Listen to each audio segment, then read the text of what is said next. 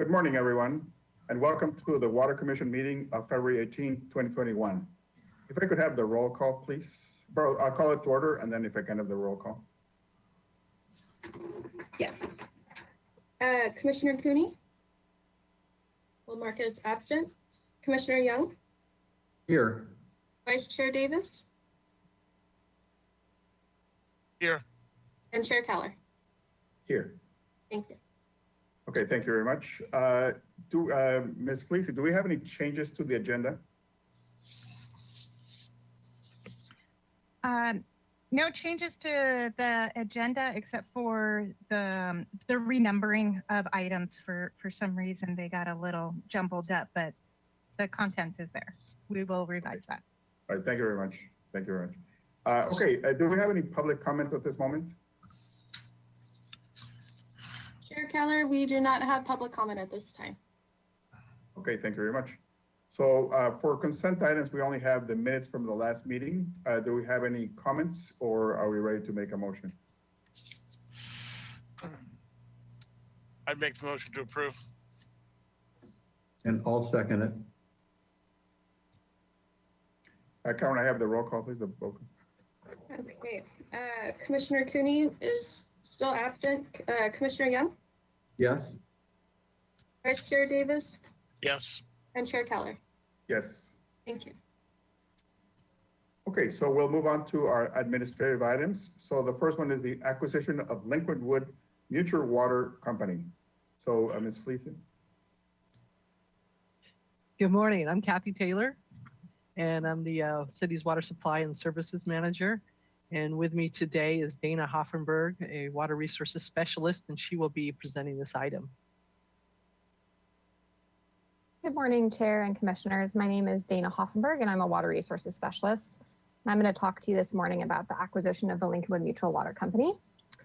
So just so you know, we do have the board president of the Lincolnwood Mutual Water Company in the meeting today.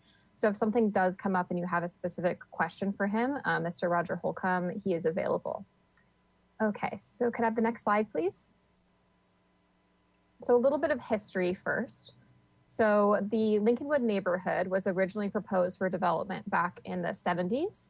And although it is within city limits, it was originally within the Goleta County Water District's water service area. So back when the development was originally proposed for development, the county water district was not able to provide water service to the development. So as a condition of approval from the city, we entered into an agreement with the developer to create a mutual water company that would serve water to the development. So each property owner became a shareholder in the Lincolnwood Mutual Water Company. And there are 61 residential properties that the company serves, and it's a small neighborhood off of North Hope Avenue. So the city and the developer signed an agreement in 1979, and two of the major points of that agreement was that the city was given the option to acquire the Lincolnwood Mutual Water Company at any given time in the future at the city's discretion. The agreement also waives connection charges for the community should the community actually connect to the city's water service system. Next slide, please. So the water company today, historically, the company has maintained two groundwater wells in the Foothill groundwater basin, which is also a groundwater basin that the city does use as a groundwater supply. Customers of the company currently receive a flat charge for water service. So there's no volumetric charges based on actual water used. Customers' water meters are not read, and they've been deemed to be a bit inaccurate. They are the same meters that were there when the company was originally founded. So there's no billings based on meter reads that the customers receive. Currently, the neighborhood is not subject to the city's waste of water regulations because they are not connected to the city's water system. So more recently, Lincolnwood Mutual Water Company's second well has failed due to nitrate contamination. This has resulted in the company relying solely on one groundwater well for their water supply. Because of this, the County Department of Public Health sent a letter to the company urging them to secure a backup water supply. Next slide, please. So the city and the Lincolnwood Mutual Water Company representatives over the past over a year have met several times to discuss some paths forward for the company. And after many discussions, two viable paths forward emerged. Path one was to connect the company to the city system at no cost to Lincolnwood customers per that original 1979 agreement. There was some initial interest in keeping the company as a private mutual water company. So we did negotiate some potential terms for a potential alternative agreement that would allow the mutual water company to exist. Some of the terms of that alternative agreement were to have a pumping cap on the mutual water company, to require monthly billings for the customers, as well as some different waste of water regulations. Next slide, please. So the city asked the Lincolnwood Mutual Water Company if they could let us know, talk to their shareholders and let us know what their preferred path forward would be. So we asked them to hold a vote amongst their shareholders. So prior to that vote happening, staff held an information session for the Mutual Water Company shareholders in November of 2020. We sent out postcards to each shareholder to let them know the information session was happening. And we also created a dedicated website for the company shareholders to go to inform themselves of any information about what was going on. We had a very detailed Q&A posted on the website and our contact information. And we also had a recording of that information session that people could watch if they weren't able to make it originally. So in February, the shareholders of the Lincolnwood Mutual Water Company did vote, and they voted 34 to 24 in favor of connecting to the city's water system rather than maintaining the system themselves. Next slide, please. So going forward, some next steps. Next steps would be to go to City Council for approval to enact the option to acquire the Lincolnwood Mutual Water System per the 1979 agreement. Should City Council approve that, staff would then enter discussions with the water company about the details on transferring assets from the company to the city. We would also install new city water meters for all the company's customers. So they would be city water meters located in the public right of way so that we could accurately bill the customers. And then we would make connections from the Lincolnwood system to the city's water supply system. It would be 3 points of connection in North Hope Avenue. And then we would eventually abandon the failed well. So once the city system would be connected to once the Lincolnwood system would be connected to the city system, then the Lincolnwood Mutual Water Company customers would all become standard city water customers, and they would enjoy all the same benefits as city water customers. Next slide, please. Okay, so some recommendations. There's basically two recommendations, and we would like Commission to recommend that Council approve these staff recommendations. And they are essentially to exercise the option in the 1979 agreement for the city to acquire the Lincolnwood Mutual Water Company system, and also authorize the Public Works Director to execute all necessary deeds and contracts subject to approval by the city attorney. Next slide. And I'm available for questions if anyone has questions. Thank you very much. Questions?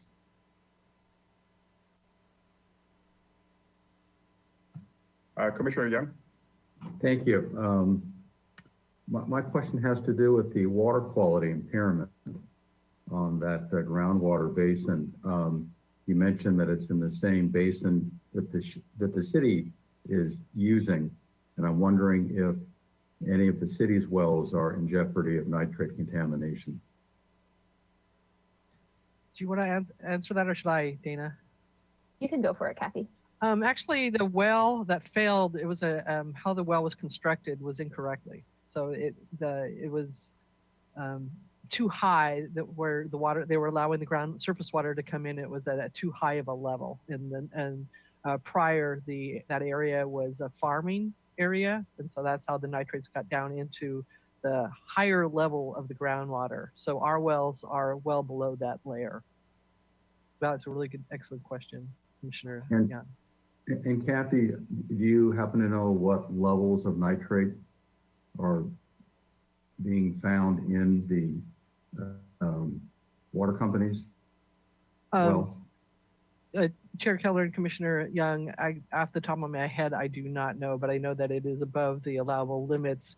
And that's why the County Public Health, who is the regulator for the small system, they urged them to drill a backup well. And that's kind of how a lot of this started when they came to us to drill the well. But as for the actual nitrates levels, I do not know, but I can get that information for you. Great. All right. Do you happen to know how deep the well is? Again, off the top of my head, I do not know, but I can get that information for you. Great. Thank you very much. I appreciate it. One quick question. The estimated cost of the acquisition is how much, or how much are we thinking about? So most of the cost would be waiving the fees, but the actual connection to the city system. Oh, Matt, did you want to go ahead and answer that? We currently estimate that to be in the $200,000 to $300,000 range, and we do anticipate that the revenue generated will cover those costs in the not too distant future. Right. Okay. Thank you very much. Great. Any other questions from the commissioners? Do we have Councilmember Sneddon? No questions, thank you. Okay, thank you. Okay, do we have any public comment at this moment? Chair Keller, we do not have public comment at this time. Okay, thank you very much. So we'll go ahead and do the vote, roll call. How about a First, we motion? need a motion, please, sir. Okay, how about a motion? I'll make the motion to recommend council approval of the staff recommendation. Thank you, Vice Chair Davis, always getting me. Yes, And I'll second it. great. All Okay, right. so we'll have the roll call. Okay, Commissioner Cooney is still absent. Commissioner Young, Yes. Vice Chair Davis, Yes. and Chair Keller. Yes. Great, thank you. Okay, well, thank you very much. So moving on to our second item on the agenda, we're going to be hearing about draft water rates for fiscal years 2022, 2023, and 2024. So please go ahead.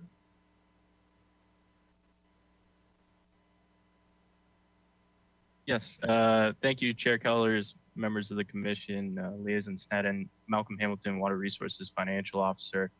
I'm joined today by Sean Korn from HDR Engineering, the city's rate consultant, to step through the draft results for water rates for fiscal years 22, 23, and 24. It's been a long road to get here. We started this back in late 2019 and had originally planned to adopt rates last year. Of course, with COVID-19, we decided not to do a rate increase in the current fiscal year and really take the time to do some more analysis on the rate model and bring it back to the commission.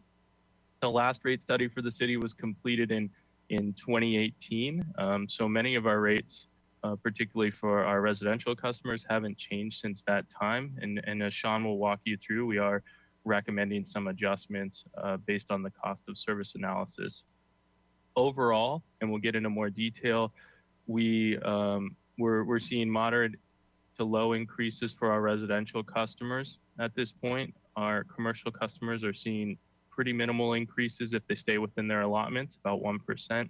And we are seeing some higher step up in rates in some of our irrigation customer classes. And we'll describe more about how we may potentially mitigate some of those impacts over the 3-year rate study term. But with that, I would like to turn it over to Mr. Korn. He'll be walking you through the presentation. Thank you. Thank you. Good morning, Chair Keller, Commissioners, and Councilmember Sneddon. As Malcolm mentioned, I'll be walking you through the draft results of the water rate study. And at this point, we're honing in on our final recommendations and final levels. We're still working on a couple minor pieces, but everything here is coming together nicely as we move this forward. Next slide, please. As we go through this, I'll touch on the purpose of the study and an overview of the rate setting process. These are items that you all have seen before, so I'll briefly talk through those. And then we'll walk through the draft results of the analysis. The 3 steps are revenue requirement, cost of service, and rate design. And then we'll talk about some of these preliminary results, what we're seeing, and a couple of our recommendations as we move forward into the next steps, taking this forward through the commission and for implementation.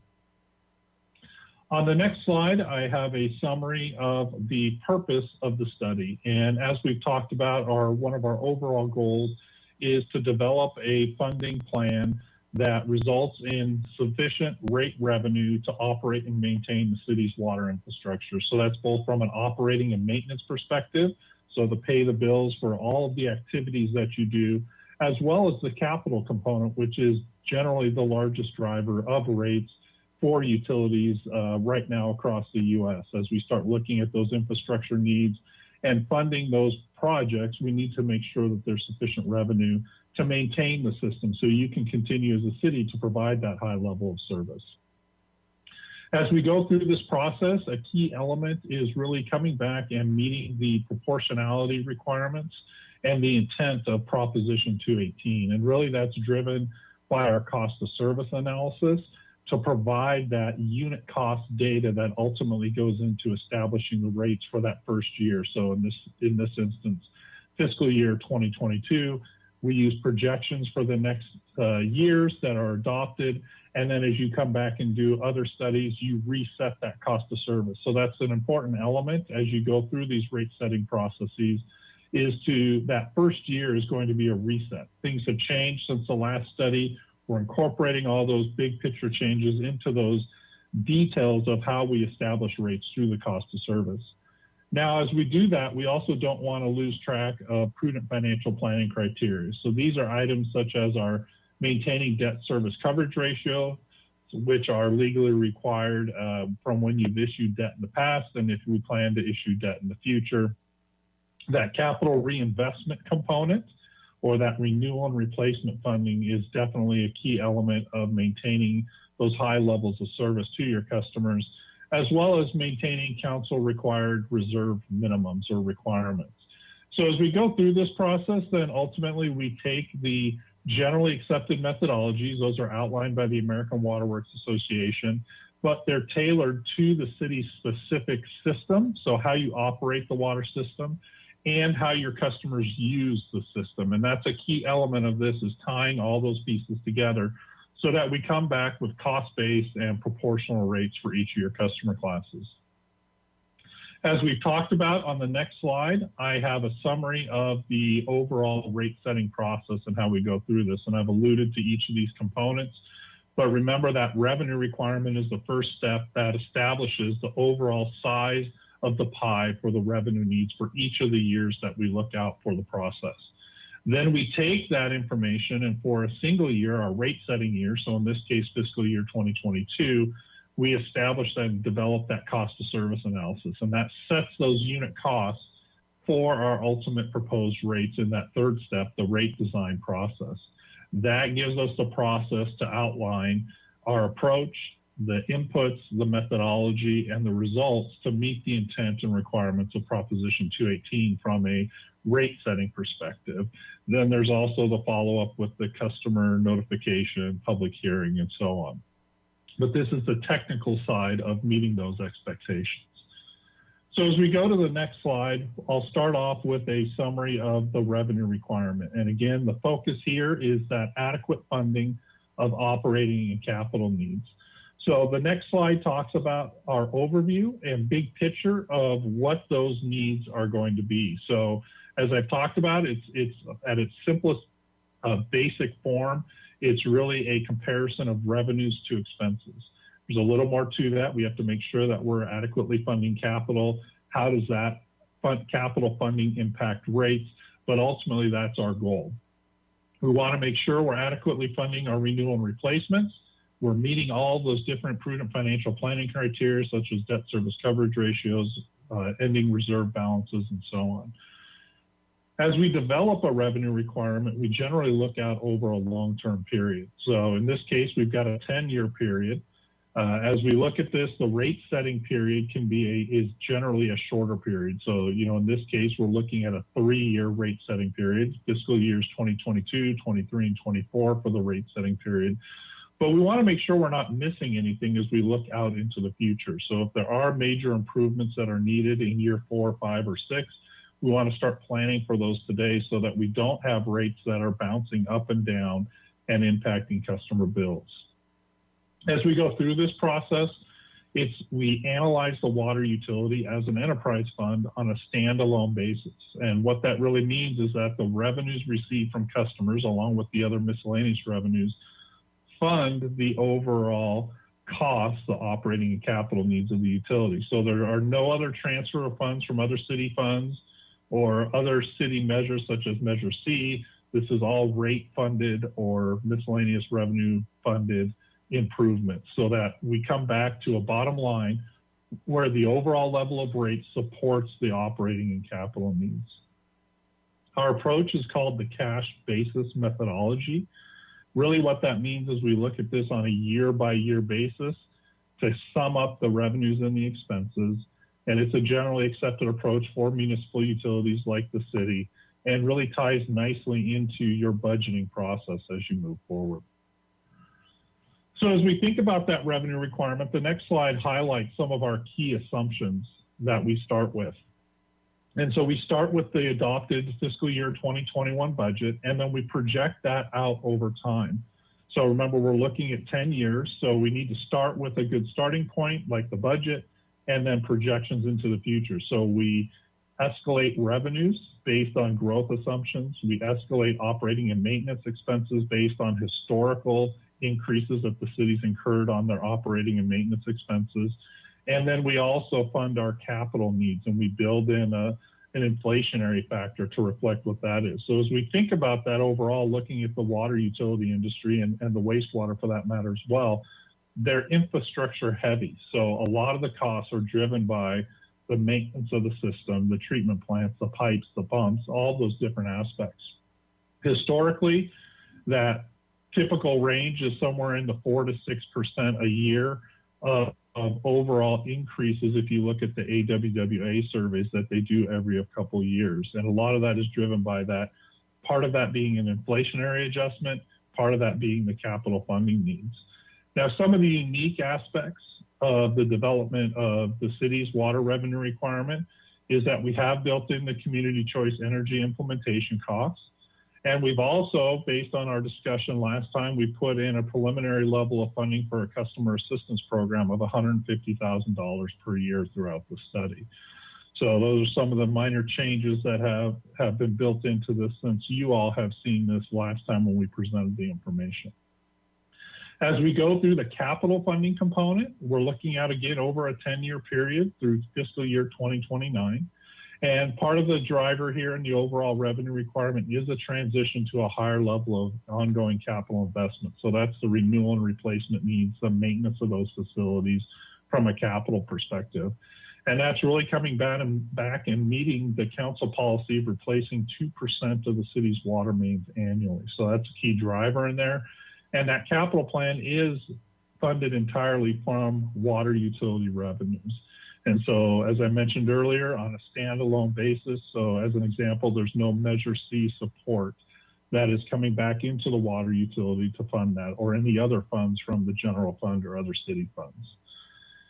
As we go through this process, there are a couple of peaks in the capital plan for specific projects that are necessary to maintain and improve the system. And so we have planned for additional debt obligations to reduce that pay-as-you-go funding. So that aspect of the rates on an annual basis that's reinvested is not sufficient to meet those overall needs. So when we see those peaks in our capital plan, then we look at how we can fund those, minimize the impacts to customers. And so we built that into the analysis. For the short term, given where we are with the pandemic, the changes in the customer characteristics that we've seen, we are maintaining current consumption levels or demands in the system based on what we've seen over the past year or so, year and a half now of data that we've looked at. We are building in an increase in those demands starting in fiscal year 2024 And that ties back to your enhanced urban water management plan and those levels that are built into that. As we go through this, we're making sure we're maintaining our target financial ratios, our debt service coverage, and our minimum ending reserve balances, and I'll talk about that a little bit more.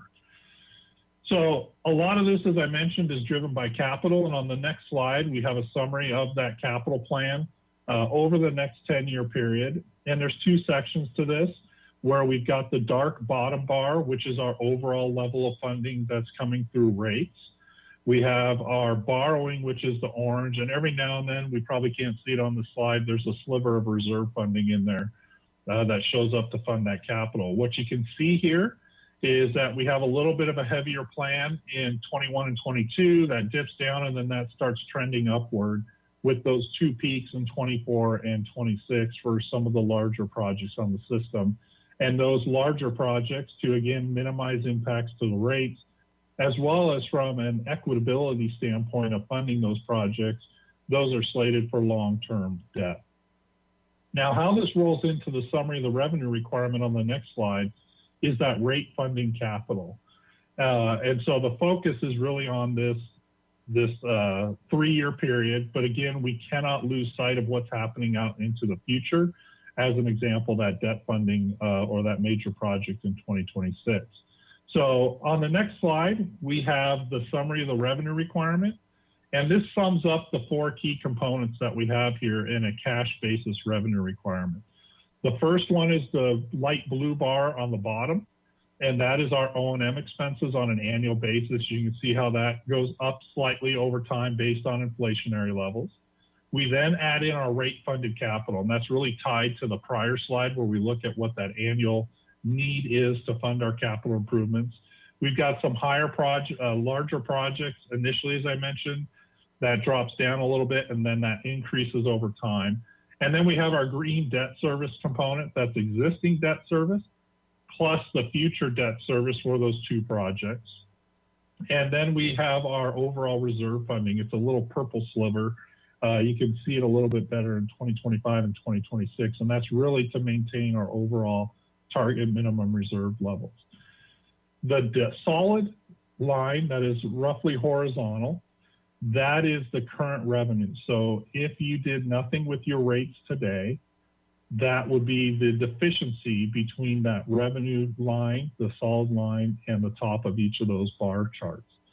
The horizontal line is the transition of rates over the time period, or the proposed adjustment to rates over the time period, to move rates to cost-based levels in the revenue requirement. And what that looks like is you can see the numbers on below the chart.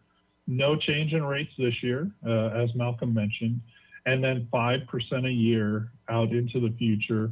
And again, the focus on the first 3 years, fiscal year 2022, 2023, and 2024. So how does this impact the overall process? We talk about reserve funds and debt service coverage ratios. So the next slide provides us with a summary of our ending reserve balances over the 10-year period. So what you can see is we're bringing down reserves in this current fiscal year. And starting with our fiscal year 2022 out through 2029, we're running right at that council minimum target. And so as you can see, we're not putting, with these rate revenue adjustments, we're not projecting increases in reserves. We're keeping those right at those overall targets. Now, when we look at the next slide with the debt service coverage ratios, then this is a key element. The blue bar, or the first bar on the left for each year, is prior to any proposed rate adjustments. And you can see that declines over time as we add additional debt in a couple of the years, as well as our, without a rate adjustment, our minimum, our actual calculation reduces. And that goes below 1.0, which means after paying operating expenses, we don't have enough to pay for our ongoing debt service. Now, our target minimum is 1.25 across, so runs right about where the top of the blue bar is in 2024. That's the legal minimum that we want to target so that we have something greater than that to meet our needs. So with the proposed adjustments, our debt service coverage ratio is really strong, and that includes those 2 additional debt issuances for some of those major projects out in the next couple of years. So that's a very strong, healthy financial metric. So once we have the revenue requirement, then we can go to the cost of service. And on the next slide starts that overall cost of service discussion. And remember, this really meets the overall needs of Prop 218. It comes back and develops those average unit costs on proposed rates for the first year of the rate setting time period. So the next slide talks a little bit about why we do this and what it is. And really, we need an equitable and proportional method to allocate and distribute that revenue requirement that we just developed to each of the different customer classes of service. And the reason we do this is so that we develop proportional and equitable rates for customers. Our rates do not support subsidies between customers, a key element of Proposition 218, and that our revenue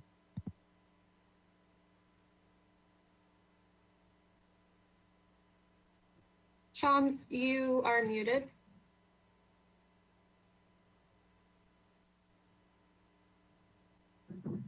Sean, this is Malcolm. You're not coming through.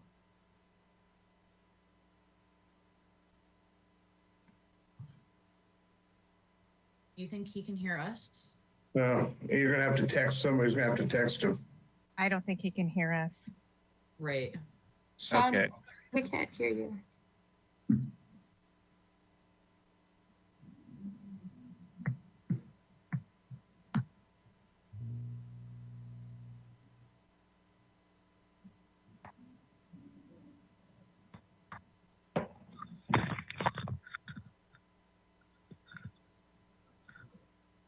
Can you hear me now?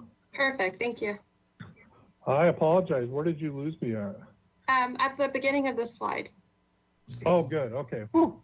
Thank you.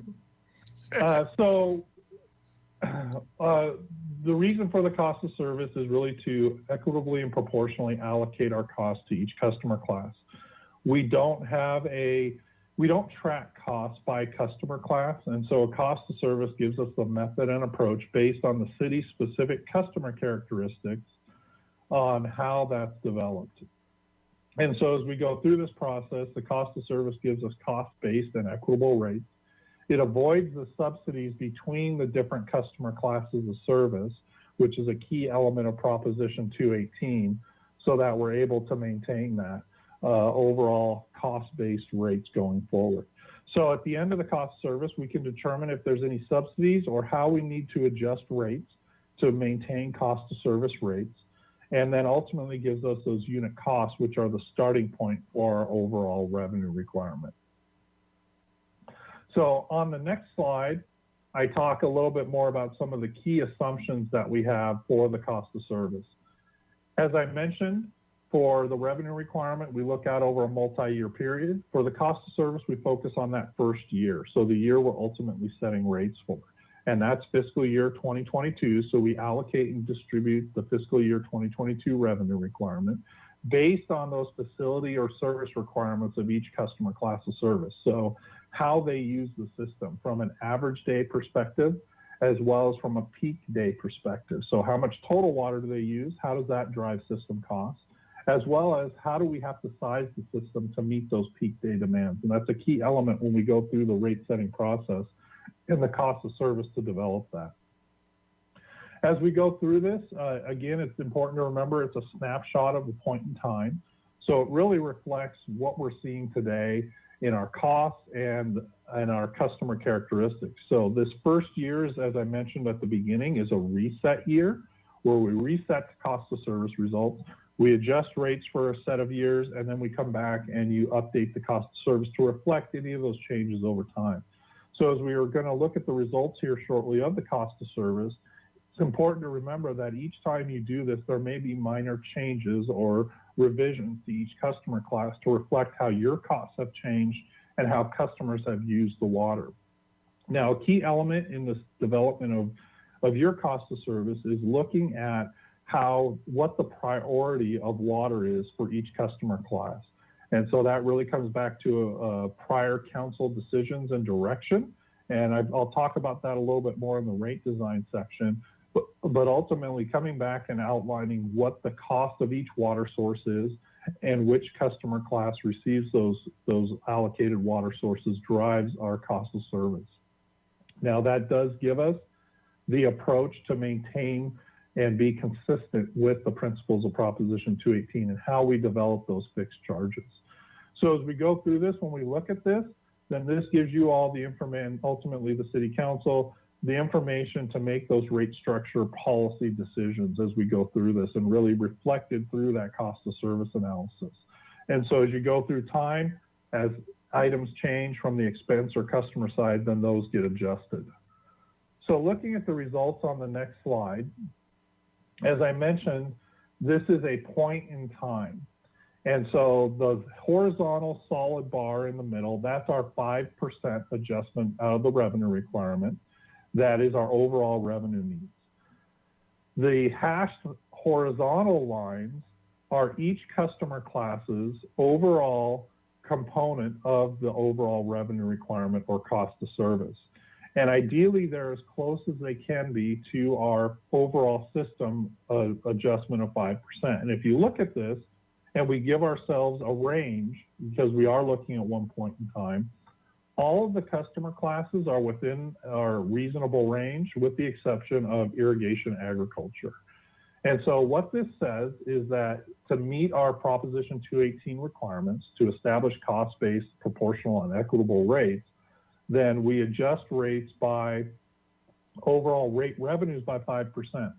To do that, single-family residential goes up at 5.5%, multi-residential right at 5%, recycled waters at 3.5%, commercials at 3.5%, and so on as we go through this. That after you develop rates or a unit cost based on that, that generates the overall system 5%. Now, what we're seeing here with some of the folks that are above or below that 5% target for the overall system is that we've had a couple of things happen. One, we've had some changes in where we incur costs, so based on that water supply cost. And two, we've had customer characteristics change. So they've changed how they've adjusted, how they use the system, either from a total average day perspective or from a peaking perspective. As we go through this then, right now, this is based on our proposed rates that you'll see in the next several slides are based on these results. And then at the end of this, we'll talk a little bit about how we may have some methods to transition customers to these cost-based levels. So the next slide starts our rate design. And that's our third step and final step of the process from a technical perspective. As we go through this, we've established the overall revenue needs. We've established how we're going to collect those from each customer class based on the cost of service. So the next slide gives us an overview of our key assumptions. We base this, as I mentioned, on our prior two technical analyses. We are not projecting or proposing any changes to the rate structure. So how you charge your customers, we're not proposing to change. So that includes that fixed charge, the tiers for residential and multifamily, up to the allotment for some of those commercial and irrigation customers. We've also made only the level of the rates is changing. On the fixed charge, we've maintained that same fixed schedule. So a meter is a meter. So regardless of if you're a residential or a commercial, if you have a 5/8 inch meter, it's the same charge. And really that's key because that reflects those demands or the fixed costs that you can place on the system from a cost of service perspective. For each of the variable or consumption charges, that's based on the different components. So there's either a tier for residential and multifamily, the allotments for the commercial, or the budgets for the irrigation, based on those unit costs. So going back to the results of the cost of service, we have those consumption components. It's divided through by their total consumption in each of those allotments or budgets or tiers, and we develop what that rate will be in fiscal year 22 for the proposed rates.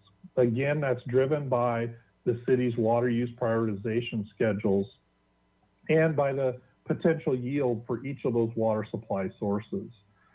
So to talk through those, to give you a refresher or a reminder on those, the next slide starts talking about our allocation of water sources. And this is the prioritization. And for each of the customer classes and their tiers, budgets, or allocations, it's based on the overall tier of water that they would receive. So the higher priority customers receive the lower cost of water. So what you can see here, priority 1 customers is the tier 1 for agriculture. So tier 1 agriculture receives those lowest costs. Priority 2 is tier 1 residential and tier 1 recreation. So again, you can see for residential, that's the basic health and sanitation needs for residential customers. For recreation, it's the efficient irrigation of parks and public spaces. So each of these have gone through, and you can see how the tiers move. Priority 3 is tier 1 for commercial and industrial. So that's those baseline needs that those customers have. And then on the next slide, we have our final tiers, which are our priority 5 and 4 and 5. And so now we're getting into tier 2 residential and tier 1 irrigation for residential and commercial. And then priority 5 is our tier 2 for ag, tier 3 for residential, tier 2 for recreation, and so on. So this is the more discretionary use in those upper tiers based on how your customers use water for the residential customers, so your single family, multifamily, and then for those upper allotments or budgets for your ag and irrigation customers. So that is a key element of how we develop the cost of service based on the amount of supply from each of those sources, how each of those sources is prioritized, then that can ultimately give us our overall cost of water for each of those tiers. Now, as we think about this, it's important to think about what our customer class makeup is. So on the next slide, we have a summary of the number of accounts by customer class. So you can see that as an example in the middle of the circle chart here, we've got total accounts of just over 27,000. And the right-hand side is predominantly your single-family residential. There's almost 17,000 accounts, or about 62% of your accounts. And as you go around the chart, you can see how that adjusts. And thinking about those 2 customer groups, the irrigation ag and the irrigation rec, that were on the far right side of our cost of service side, so looking like they need, based on the cost of service, a greater increase up front. They represent, just over 200 total customers out of the total 27,000. And so 156 customers in irrigation recreation and 65 in irrigation agriculture. So that gives you an idea of how, when we look at this, overall, how those costs have changed and how we allocate that. Now, the other part of that is how they use the water, or how much water they use. And on the next slide, we have a summary of their overall consumption. And so again, about 3.8 million 100 cubic feet, or HCF. And you can see here how single family, as an example, is 1.7 million 100 cubic feet, and that's 46%. As you go around the circle, I'm thinking of what that prior slide showed.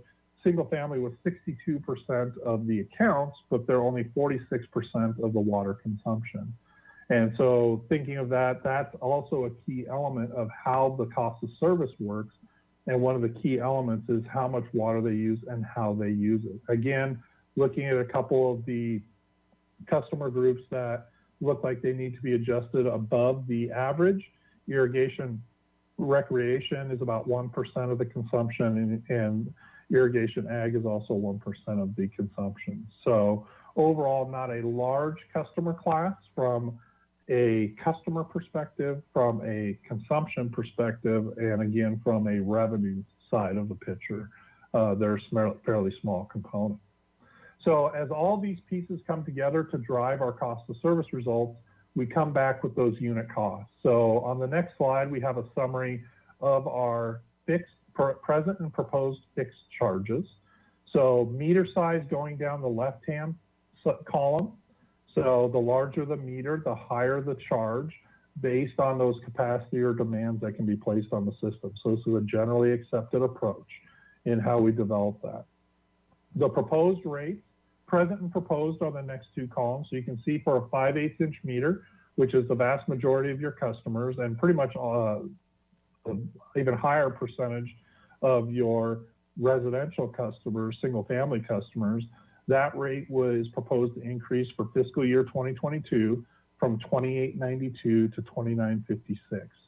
So just under $1, and that would be a 2.2% change. And you can see how those percentages change as we go over time, as we adjust those overall meter charges, how that would impact those customers with the different meter sizes. We did a similar development of the consumption or the variable charges on the next slide. And what that provides us with is an overall change by tier or allotment or budget for each of our customer classes. So remember, when we think about how we bill the customers or the rate structure, there's a fixed charge, which we just talked about. And then there's, excuse me, a consumption charge. So for single family and multifamily, there's 3 tiers: 0 to 400 cubic feet, 4 to 1600 cubic feet, and over 1600 cubic feet. And so you can see here the rate for 0 to 4 increases from 444 to 464, which is a 4.6% increase. And then a little higher increase for the next tier and a little higher increase for the subsequent tier. So again, this is maintaining that conservation-based rate structure that you have in place today, and how the unit costs are developed in the cost of service. And I'll talk a little bit more in a couple slides of when we blend this all together, the fixed charge and the consumption side, what that overall impact is to a customer. Multifamily has the same rate structure and rates as single family. Recycled water is increasing about 3.5% on the variable charge. Again, that ties right back in with our overall cost of service results. On the commercial industrial, there's really a very minimal change on the initial allotment of water.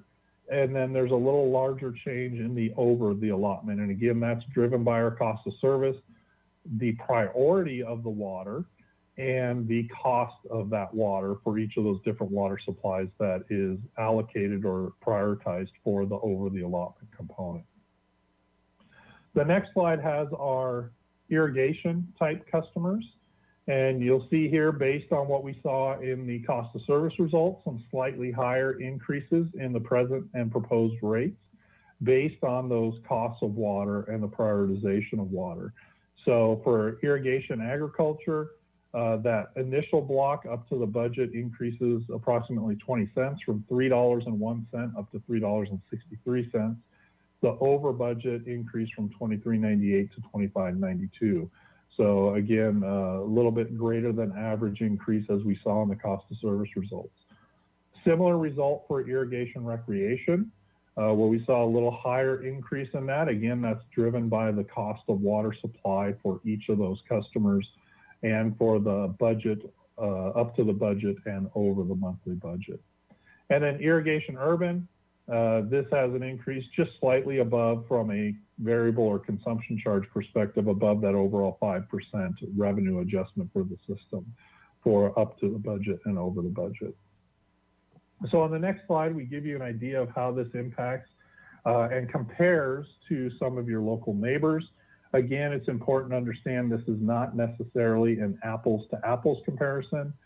We don't know where other, some of these other utilities are necessarily in their renewal and replacement of their system, how they're funding that, where their water supply is. Well, we know where that is for each of these, but how they develop their supply can change that impact. But as you can see here, we've got 3 bars for each of the utilities here. So the city of Santa Barbara on the left, Goleta Water, Montecito Water District, and Carpinteria Valley Water District. And we got that for 400 cubic feet, 1,000 cubic feet, and 2,000 cubic feet.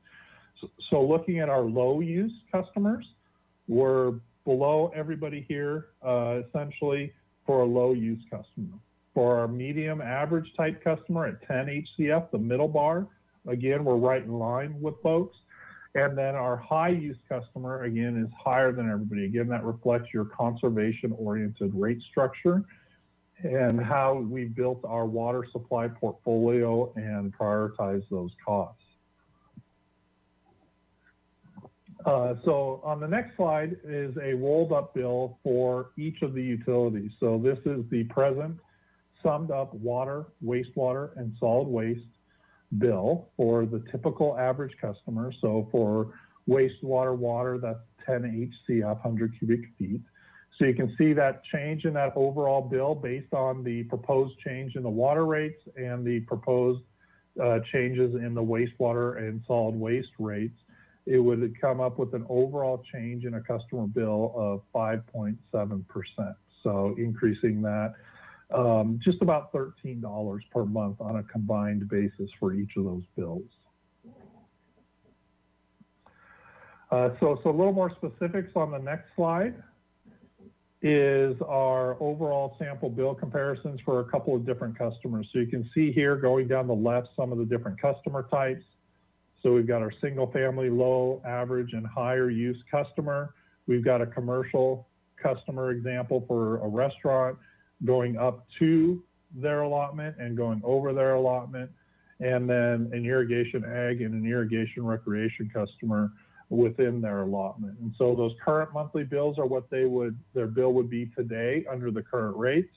And then our proposed monthly bill is what it would be at those proposed fiscal year 2022 rates.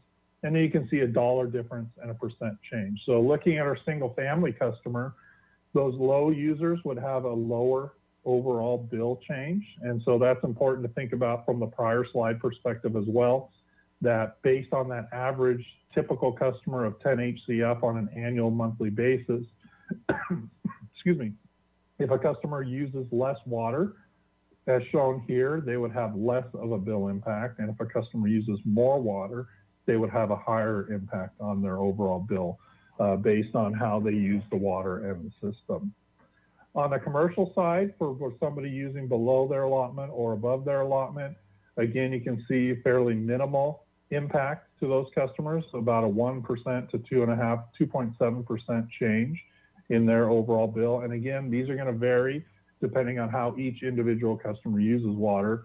If they stay under their allotment, it's going to be a little bit of a lower impact. If they go over or significantly over their allotment, then it's going to be a higher impact. As we mentioned, when we looked at the cost of service, irrigation, agriculture, and recreation, we're seeing a higher than average increase based on the cost of service results. And so here's an example of those two customers for a typical customer.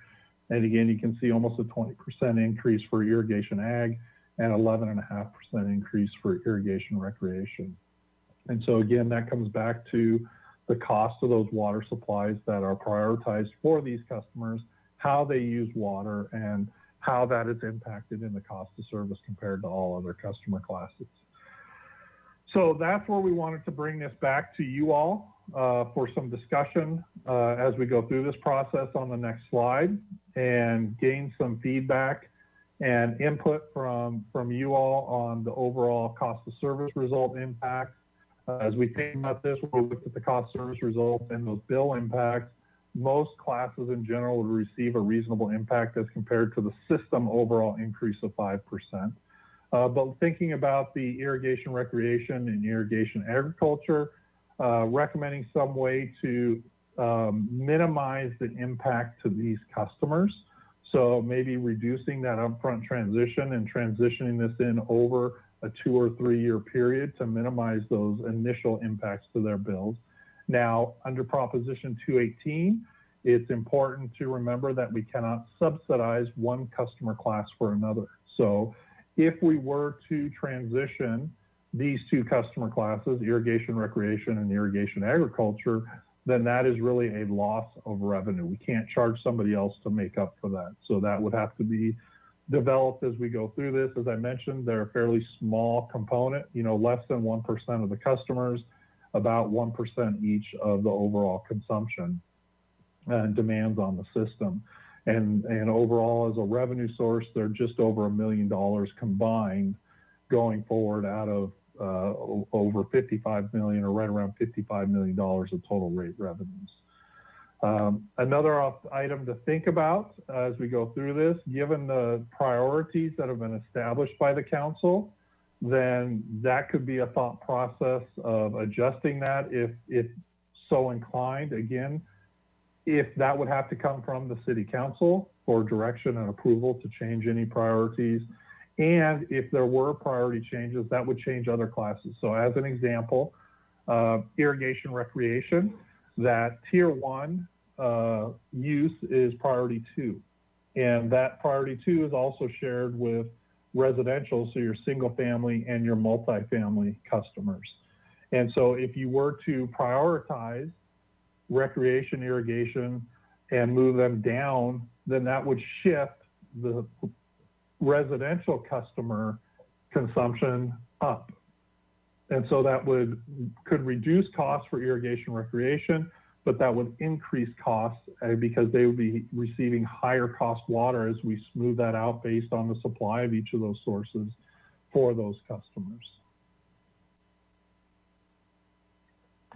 So as we go to the final slide, and we can come back to this slide if we need to during the discussion, really today looking for inputs and comments on what we put together today so far on our draft and preliminary results for the 3 steps of establishing the technical basis for the rates.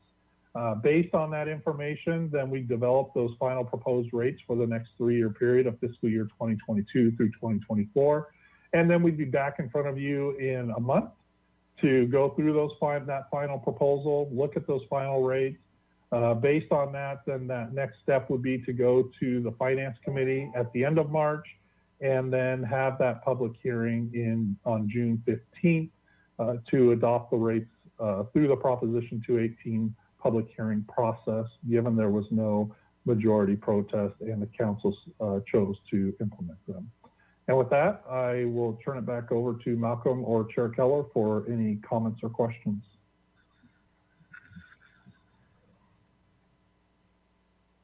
Thank you very much for that presentation, Mr. Kuhn and Malcolm. Questions? Yes, Commissioner Young. Thank you, Chair Keller. Question, there's a slide where you had mentioned that rates were determined at some point in this based on meter size. And I'm just kind of wondering why that should be when, you know, one would think it's the volume of water actually purchased, you know, that should set a rate. I'm just curious what the rationale is for that.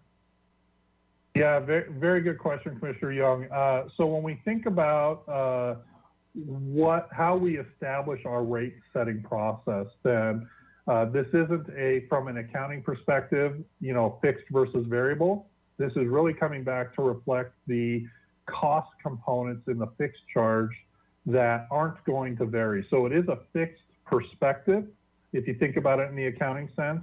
But what we're trying to capture here is that regardless of if a customer uses a drop of water, there's costs incurred by you all as the city to have that infrastructure in place to provide that service. And that's really what we're trying to capture through this fixed charge. Now, the reason it increases as you go up to the larger meters is that they have the potential to have greater demands on the system. And so we have to size the system bigger to meet those demands. And that's why that relationship is built into that. If I may, it's also historical, no? I think historically, that's the way they used to calculate the rates before we had meters that really kind of gave us information on a regular basis. Absolutely, yep. And this is generally accepted. If you look at pretty much any other utilities rates, you're going to see something like this. It may not be exactly like this, but it's going to be very, very similar and very common. Okay, thank you. Okay, thank you. Any other questions, Commissioner Young? No, I don't. Okay, thank you. Commissioner Cooney? Yes, thank you. So first, I just did want to say that this presentation I thought was pretty awesome. Like there was times that I had questions and then they were answered on the next slide. So I just want to acknowledge that I thought it was, you know, really well put together. But I do actually have a question, and I apologize if everyone else knows this as, you know, the new commissioner. No worries. Back to meter size. Thank you, sorry, but just to clear it up, back to meter size. So you said like most residential has the 5/8. Is that, and again, this might be really silly, but like, would that be something someone could change? Like if you moved somewhere and someone had a 1 inch or a 3/4 or whatever, and then you completely change your irrigation, could you change your meter size back to 5/8, or is that just fixed once you own the house? It just is what it is. Yeah, Chair Keller, Commissioner Cooney, you can downsize your meter. We do work with properties if they so desire to, and ultimately that would change your fixed meter charge, your monthly fixed meter charge. Okay, thank you. And by the way, please feel free to ask your questions because, as I say to my students, somebody else has that question in mind, and just the fact that you asked it, that's great.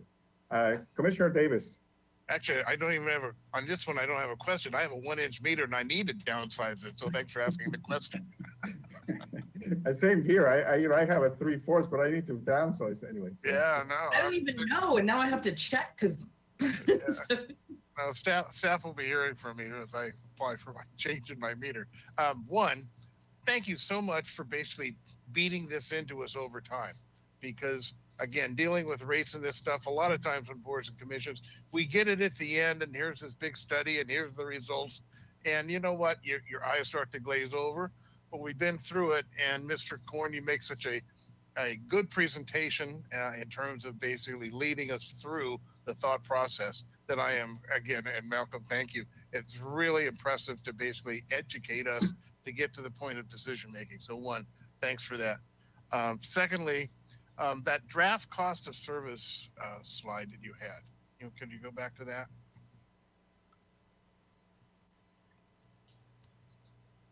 Yes, if you go up. 15 would help. I believe it's slide 15. Yeah, I didn't totally understand this. The industrial, commercial, and recycled are below that average 5%. Is the hash bar there, their bar for those particular categories, are those the actual cost of service for those classes? Is that what that is? Correct, Commissioner Davis. That is the result of the cost of service. Based on their current distributed costs, they would need to increase their revenues by 3.5%, or right about 3.5%. Okay. That helps on that graph. And then last, I just wanted to again thank you all for bringing in the combined cost of service slide, which we've always looked for, and I think that's helpful to obviously us in turning the big picture. But when it gets to council, the community being able to see that. So thank you for that. So again, thank you for the presentation, and I look forward to acting on it next month. Thank you. Quick question while we're on this slide. So the cost of service here for industrial and commercial, it's roughly the increase necessary somewhere between 2.5 and 3.5%. And yet the recommendation, I believe, is like 0.9%. So could you explain why that one is much lower than the recommendation overall? So what it is it was just that average customer, Chair Keller, of what that bill looked like. So there are going to be customers. So this is the total for the customer class. So all the customers in the commercial or industrial or recycled water. And depending on, remember on the fixed charge, we're only going up 2 to 3%. Oh, I see. Then on the variable charge, it's going up, more or less depending on the component. So if they use a lot of water, they're going to get more than the 3.5%. If they use less, they're going to get, the 1% like we showed. Okay, I got it. Thank you very much. Councilmember Snedden. Thank you, Chair Keller. Can you hear me? Yes. You can. Okay, thank you.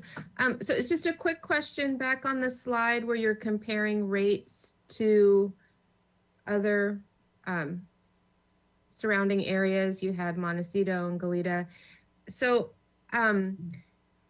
it stands out, and I think this is just a question I have about in developing the rates. I think it's a policy decision of ours over time that we would charge more for higher usage as a incentive to not use as much. And then it stands out when you look at Goleta, Montecito, Carpinteria, that they're not having that same incentive to not be using water. And just how do you balance that, or do you take that into account when you're developing rates? Or did we make a new renewed policy decision that would be how we would handle it for our future rates as well? So just a little insight into that. And I think mainly for the public to understand too, as we move forward with this, where this comes from and if we're continuing that decision forward. Yeah, Chair Keller, Councilmember Sneddon, let me start, and then Sean, if you want to jump in with some of the technical aspects. At the early outset of looking at the rate study, we kind of went through all the policies, one of which is tier sizing. So are the tier sizes still appropriate? And do they also complement the allocation of water sources, and with the goal of being lower water use is going to result in a lower water bill? And when you're using discretionary water, are you getting the price signal that tells you you're using expensive water? And so at the outset, we decided to keep those intact in the rate model, such that you would see this type of outcome. Use less water, you're going to be able to lower your water bill for our customers. It's not as much the case in Montecito, for instance, where they tend to have a lot more charges or a higher bill for low water users, and then they have very high water users that pay less. So yeah, that's an explicit decision, but it's certainly something that is changeable at the discretion of council. Thank you for clarifying. Thank you. An excellent presentation. Thank you. Chair Keller, Councilmember Sneddon, I also want to add the other neighboring districts also tend to have a higher fixed cost. So they get a lot of their money up front, where we kind of reward our customers with the reduction, and we put a lot of our cost in the variable. So if they don't use the water, then we don't get the revenue, where the other ones like Goleta Water, Montecito, and Carpinteria, they're getting all of their fixed costs, and their fixed cost of their meter charge is a lot higher than ours is. Thank you for that. And by the way, yes, I wanted to mention that. Thank you very much for a really, really nice presentation. I think we've been asking you to give us information about the total bill, and you gave us that, like peer, all of those things. And I think it's always important to be able to see the whole picture. Thank you very much. One quick comment. There was this in the recommendations. There's this thing about the what to do with irrigation for agriculture and irrigation for recreational, and whether we should slow down. I mean, those are very small uses. It's not going to make a big difference either way. I just don't see why we should reward those any more than others. I think that we should just go ahead and do the rates the way they are. But that's my thought. That there's no need to sort of slow it down. But Commissioner Davis, I concur. Yeah. Chair Keller, Vice Chair Davis, the reason why we wanted to bring that up, because that's an impact to our Parks and Recreation departments, and so knowing that it would be an impact to our general fund, and so they're one of our biggest users of our irrigation recreational. So we just wanted to bring that away. If they use more of our recycled water, then we'll go ahead with that. There we go. There we go. Chair Keller, I just wanted to add, that's exactly it. It's not affecting a lot of customers, but the few that it is, it's affecting pretty heavily. And so we were trying to be mindful of that. But what we're hearing is maybe that's not needed, the phased approach. Yeah, and I think that's a decision that has to be done more at the city council level. How do they want to balance between parks and water, and how we do that? Because at the end of the day, it's just one pocket or the other pocket. But yeah. Okay. Any other comments from the commissioners or Councilmember Sneddon? I have the one comment that I also appreciated. You basically bring back that and you just talked about it. It's a zero-sum game, basically, in that regard. And I thought that was also something which you go on to council in your presentation. I think that's very important to stress. Yeah. Thank you for that. Yeah. I think that's important. Yeah. Okay, great. Any public comment? Chair Keller, we do have public comment. Let me navigate to that slide. One moment.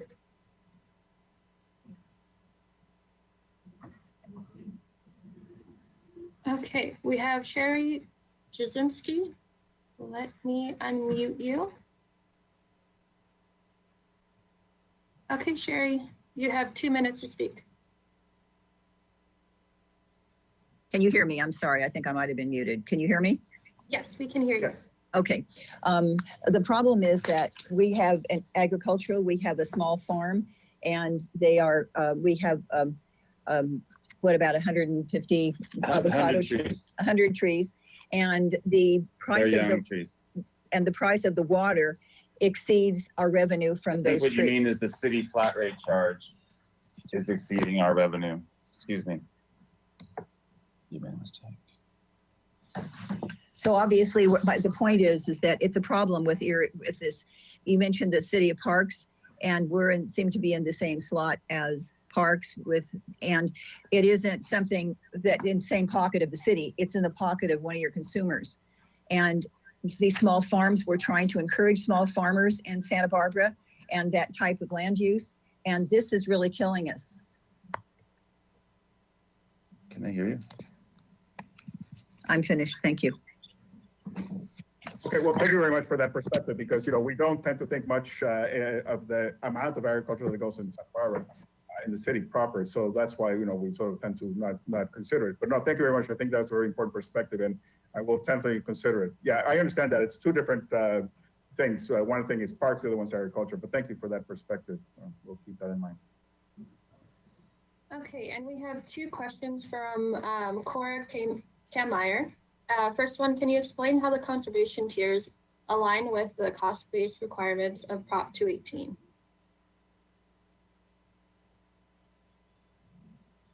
Sean, do you want to kick that one off, please? Yeah.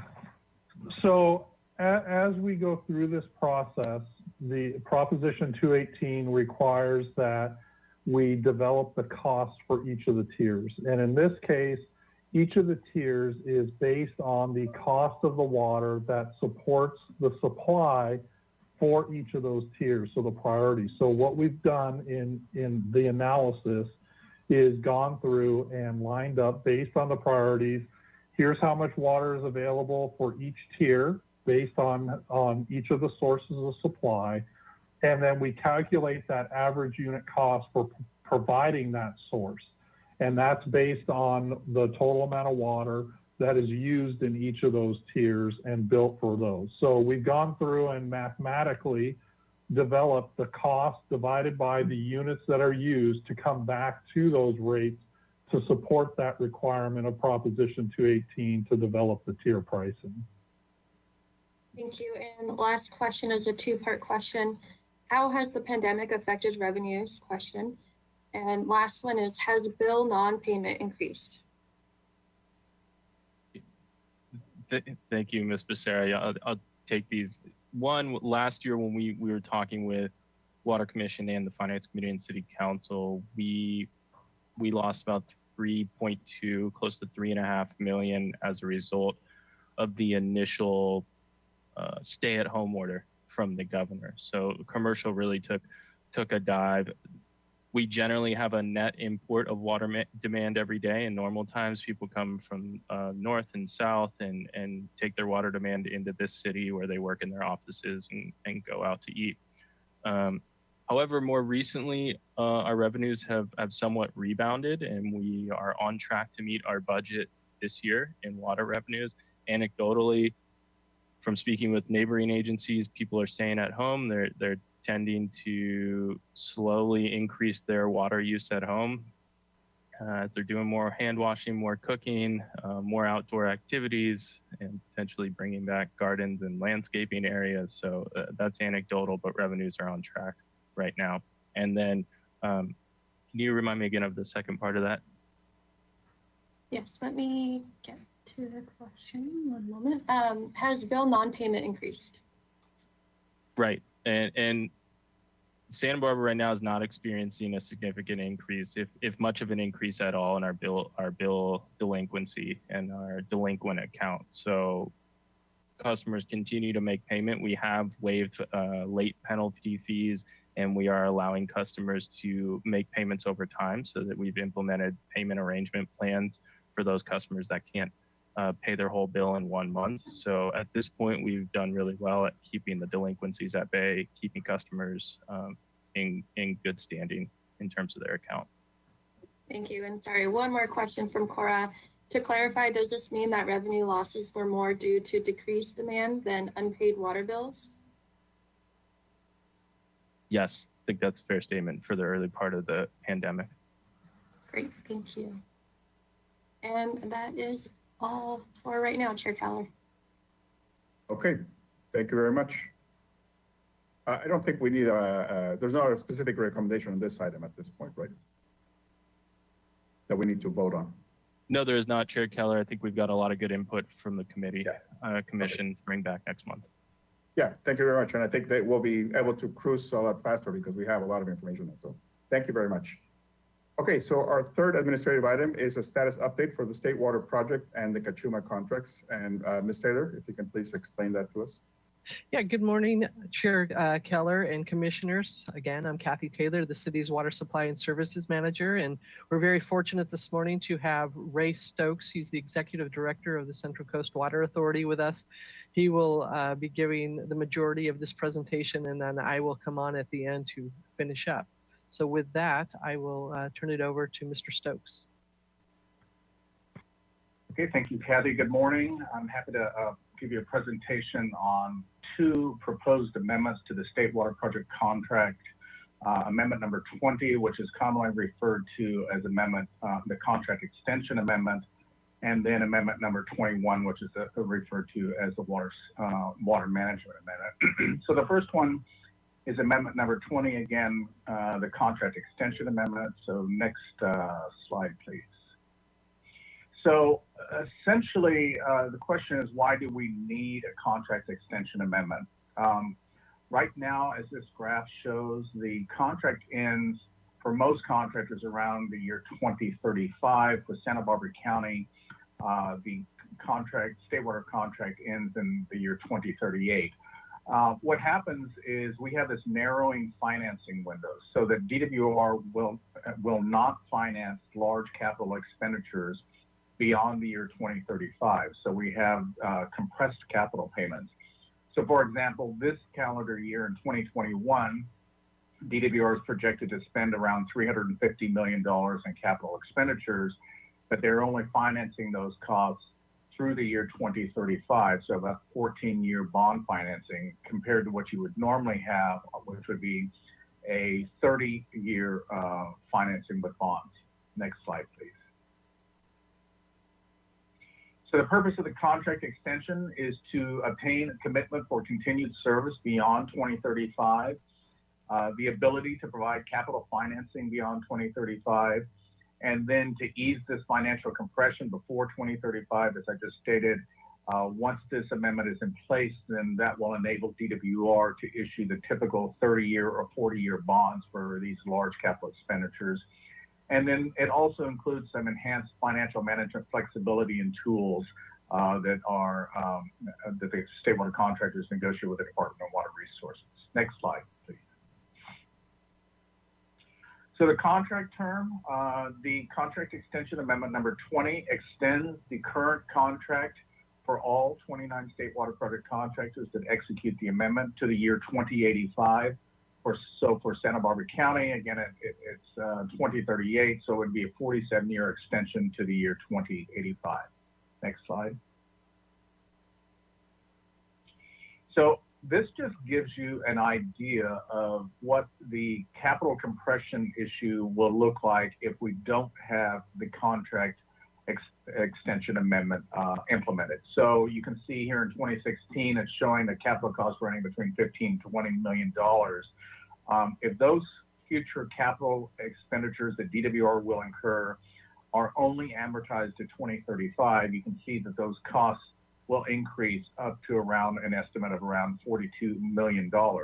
But with the ability to finance those after execution of this amendment, the costs will level off and will enable DWR again to continue to finance those over a longer period of time, and then we have the ability to pay for those over an extended period of time, typically 30 or 40-year bonds. Next slide, please. There are some direct financial benefits. One of the direct financial benefits is the elimination of what's referred to the project interest rate. The project interest rate is basically the melded rate of DWR's outstanding general obligation bonds. And right now, that project interest rate is 4.610%.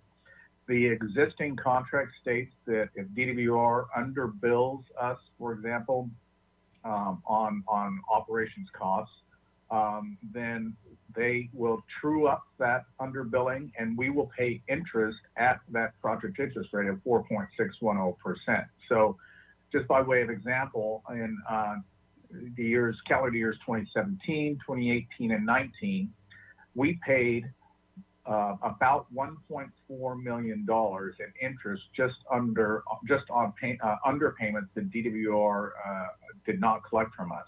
So we had to repay those amounts that they undercollected from us, plus $1.4 million over those 3 years. This contract amendment will eliminate that provision, and there will no longer be payments for undercollections or overcollections that we would receive interest at the project interest rate. So pretty significant direct financial benefit to CCWA. Next slide, please. Another direct financial benefit is a negotiated increase in what's referred to as rate management credits. Rate management credits are a credit that is applied to all of the state water project contractors. Currently, the total amount of rate management credits for all of the state water project contractors is $40.5 million per year. Amendment number 20 increases that $40.5 million to $48 million per year. And the rate management credits are allocated in proportion to the total capital payments that are paid by each of the state water project contractors.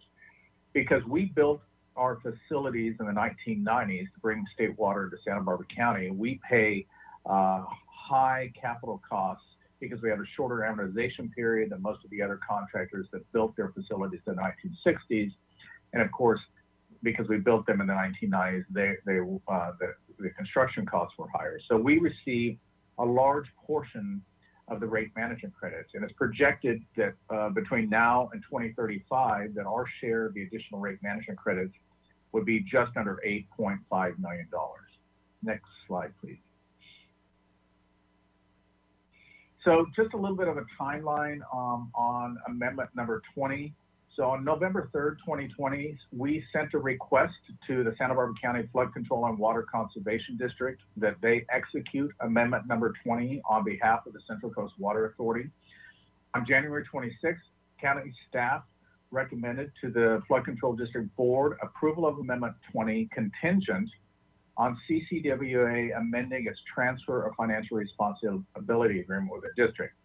The transfer of financial responsibility agreement is an agreement that's executed between CCWA and the Flood Control District in 1991, when state water was approved and when CCWA was formed, that transferred all of the financial and operational obligations of state water to the Central Coast Water Authority.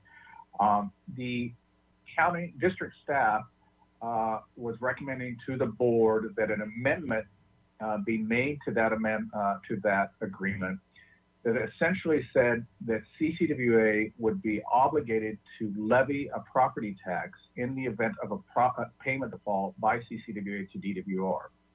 And let me give you a little bit of background on that.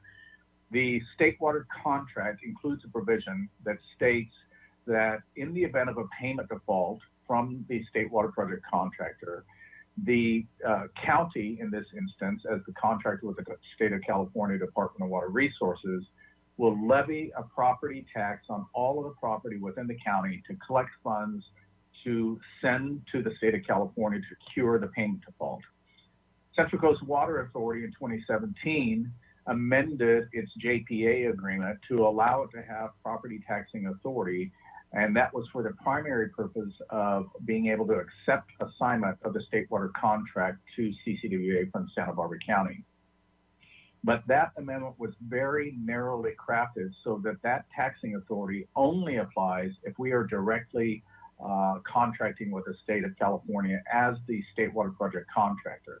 We do not have the ability to levy a property tax if we are not contracting directly with the state of California. So what district staff was proposing is not allowable under our JPA agreement. Next slide, please. On January 28th, the CCWA board approved a letter to the district declining to amend the TIFRA, the Transfer of Financial Responsibility Agreement. And we also requested continuance of the item to the district's March 2nd, 2021 meeting to allow for further staff discussions. We had not yet at that point in time been able to have any substantive discussions with the county staff. And so we requested a continuance at the meeting of the board of directors, the district's board of directors on February 2nd. On February 2nd, the district board did vote to continue that consideration to their meeting on March 2nd.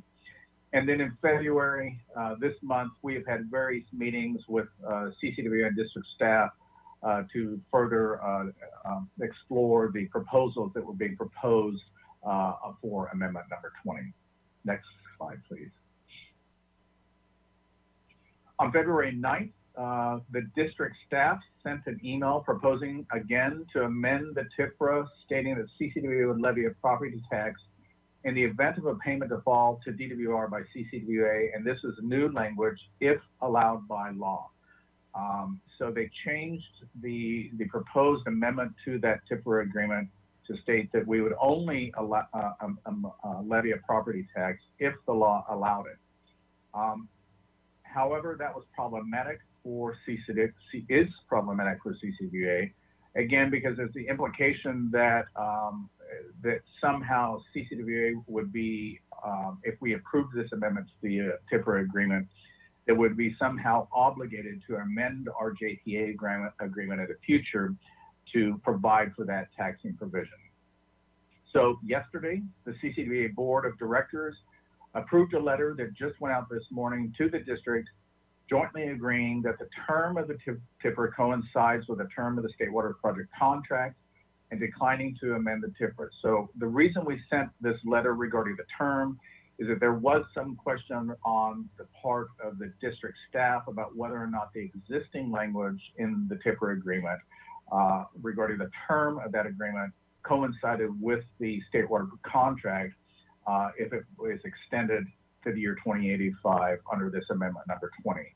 The CCWA board approved a letter yesterday that we sent to the district this morning that states that yes, we agree, and we're requesting them to sign that letter as well, that the term of both the TIFRA and the State Water contract as extended under Amendment 20 coincide.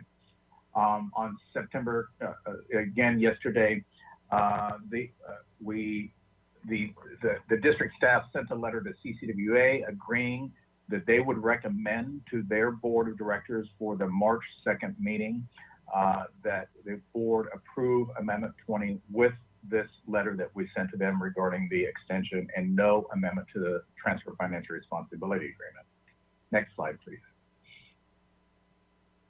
So I'll stop right there and see if there are any questions regarding amendment number 20 before I go on to amendment number 21.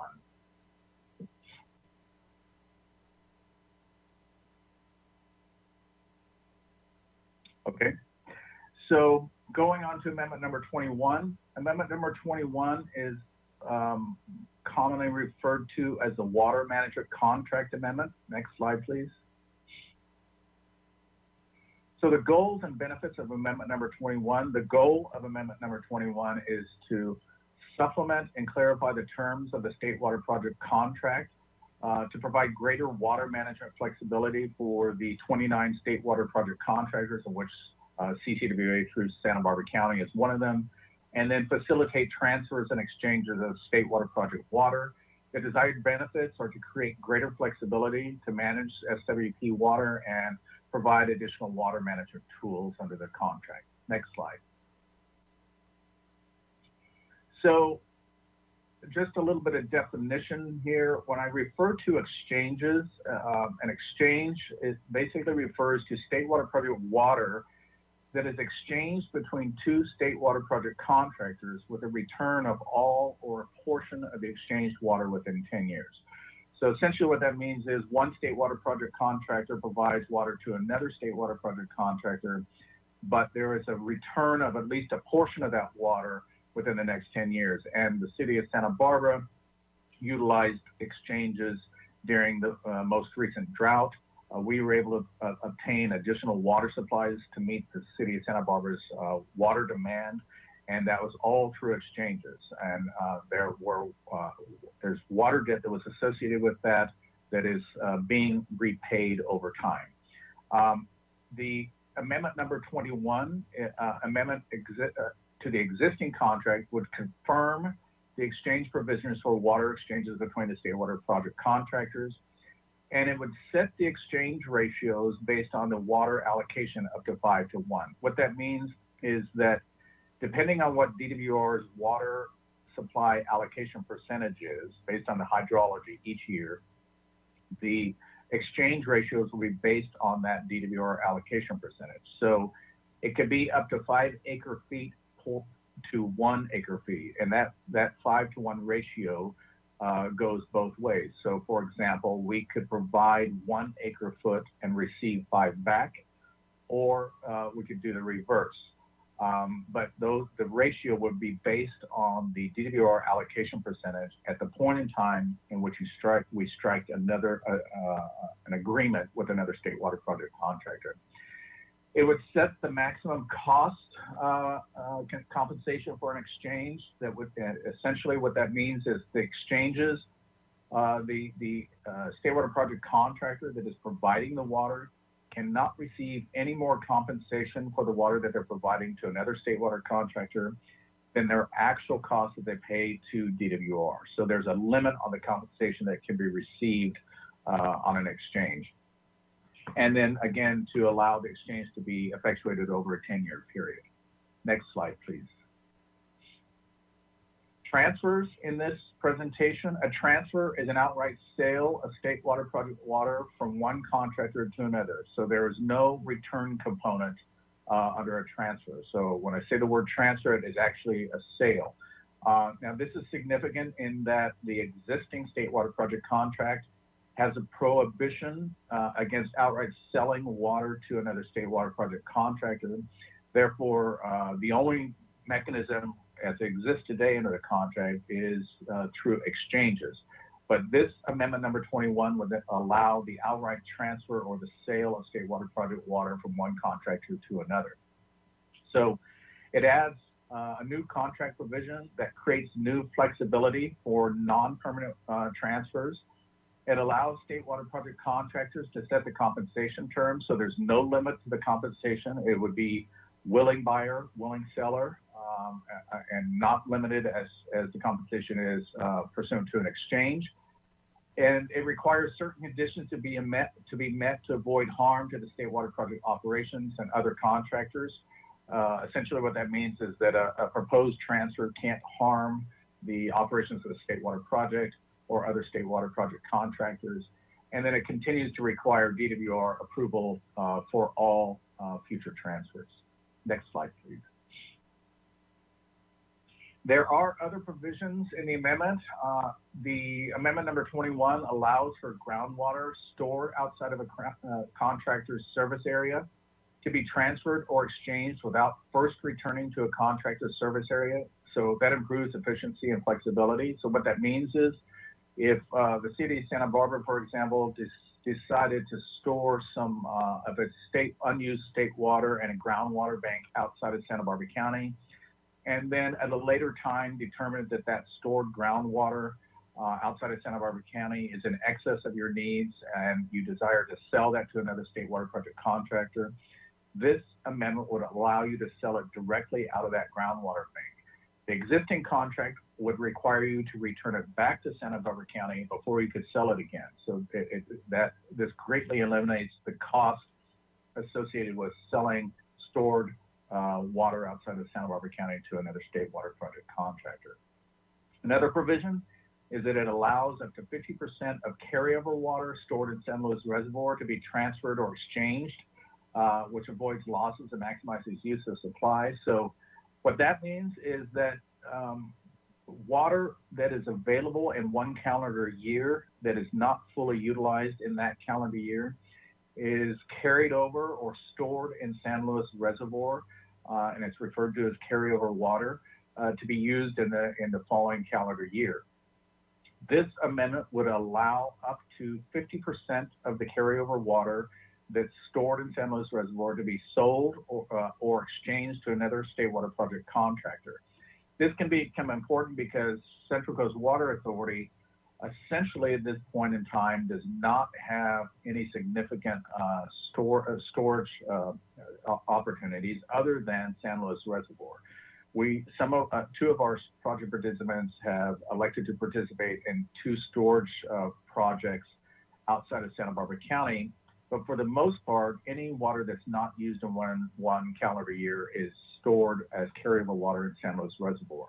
This becomes important because if we get into a situation where we have stored carryover water and it appears that San Luis Reservoir is going to fill and therefore our carryover water is subject to loss, we could potentially enter into a transaction with another state water project contractor to take our carryover water so that we are at least receiving some compensation for that carryover water as opposed to just the water being lost to spill and receiving nothing for it. It adds provisions to provide for transparency on carryover water loss or sales, and it adds a dispute resolution process for a contract if a contractor claims that a transfer and exchange is going to harm them. Next slide, please. Summary of the benefits of Amendment number 21. It creates new tools and enhances flexibility to respond to changes in hydrology and increasing constraints on DWR's operation of the state water project. So this amendment provides much more flexibility for the state water contractors, and especially in light of the fact that the state water project really is starting to become more of a wet year project, and so this additional flexibility is greatly needed for the state water project contractors. It increases certainty for water managers by clarifying the existing practices and providing rules for implementing transfers and exchanges. It ensures transparency at transfers and exchanges to avoid harm to either the state water project or other state water project contractors. And it may increase opportunities for and benefits associated with the conjunctive management of surface and groundwater supplies in the state. Next slide, please. So a little bit on the timeline for amendment number 21. On October 28th, 2020, CCWA authorized a letter to be sent to the flood control district requesting that the district execute amendment number 21. On February 2nd, 2021, the district staff recommended to their board approval of amendment number 21 with the condition that that CCWA and the district negotiate what they referred to as a revenue sharing and water sales agreement. On January 28th, and we did not know at that point in time what the revenue sharing and water sales agreement was. We had not yet had the opportunity to meet with county staff, and indeed the first we heard of the formal recommendation of their board was in the staff report that was presented to the county board, the district's board for the February 2nd meeting. On January 28th, 2021, the CCWA board authorized a letter to the district requesting that the item be continued to the district's March 2nd meeting of the district board, consistent with what we did on amendment number 20. Next slide, please. And also declining the district's proposed revenue sharing and water sales agreement condition. The district board did agree to postpone or continue the item, I should say, to their March 2nd meeting. And so this month, CCWA and district staff, again, have had various meetings to discuss what was exactly meant by the revenue sharing and water sales agreement, as well as the other conditions that they were wanting to impose for execution of amendment number 21. On February 9th, we received an email from the district staff. Again, it was a staff proposal to basically, number one, allow only purchases of water from other state water project contractors. it would prohibit all sales of water outside of Santa Barbara County. So the proposal was, we will execute amendment number 21, but you will only be able to buy water. You will not be able to sell any water outside of Santa Barbara County, even though amendment number 21 allows for that. It would also prohibit, and this was a discussion that we had in our meetings, the county staff proposal is it would prohibit unbalanced exchanges of water going outside of Santa Barbara County. So you recall when I was talking about the exchange ratios, that the 5-to-1 ratio, whereby we give 1, get 5, or the reverse, we get 5 and return 1, depending on the hydrology and the DWR allocation percentage. County staff's proposal is that unbalanced exchanges where more water is going outside of the county than would be required to come back would also be prohibited. Next slide, please. Yesterday, the CCWA board approved the following. We affirmed the CCWA board action taken on January 28th, objecting to any district imposed conditions on amendment number 21. But we heard the comments from the district's board members in which they expressed concern about water being transferred outside of Santa Barbara County without the ability to meet the needs internal to the Santa Barbara County first, or the CCWA project participants, I should say. So in the comments that the individual board members made at the flood control district's meeting, there was a concern that was expressed by many of them that they would like to see some sort of effort to meet the needs of CCWA project participants before the water is sent out of the county through to another state water project contractor. So yesterday, the CCWA board of directors adopted a resolution on the right of first refusal for any proposed transfer out of Santa Barbara County. So the way this will work is that a CCWA project participant desires to sell water to another state water project contractor, they must first offer it internal to the other CCWA participants on the same terms and conditions as has been negotiated with the other state water project contractors. So the city of Santa Barbara, for example, has entered into an agreement to sell water to another contractor. You would come to the CCWA board of directors and would be offered to all the participants on a pro rata basis, and the other participants would have the option of taking that water under the same terms and conditions as had been negotiated with the other state water project contractor. February 17th, again, yesterday, we received a letter after our board meeting, I should say, I think as quickly or during the board meeting, and again, in which the district staff is recommending on amendment number 21 that the district board of supervisors deny amendment number 21. The language reads denial of amendment 21 at this time, as staff remains concerned with the impact of state water project water sales outside of the county on the district's overall water supplies and water availability. So that they will be recommending that the district board of supervisors deny amendment number 21. They do state that it allows for continued dialogue with CCWA on the amendment, but that is the staff's recommendation to the district board. Next slide, please. I'm just going to provide just a quick overview. I was asked to provide an overview of the request, CCWA's request of assignment of the state water contract of Santa Barbara County, the CCWA. Next slide. So CCWA has been attempting to obtain the county's approval to assign the state water project contract to CCWA for over 3 years. This transfer financial responsibility agreement that I referred to that was executed in 1991 included a provision that said that the parties, CCWA and the flood control district, would make efforts to try to have the contract assigned to CCWA, obviously because we are paying all of the costs, we're fully responsible for the operations of state water in Santa Barbara County. And so that was the desire in 1991 when the TIFRA was executed. However, CCWA did not have the ability to levy this property tax that I referred to earlier. And so DWR would not allow the assignment of the contract to CCWA.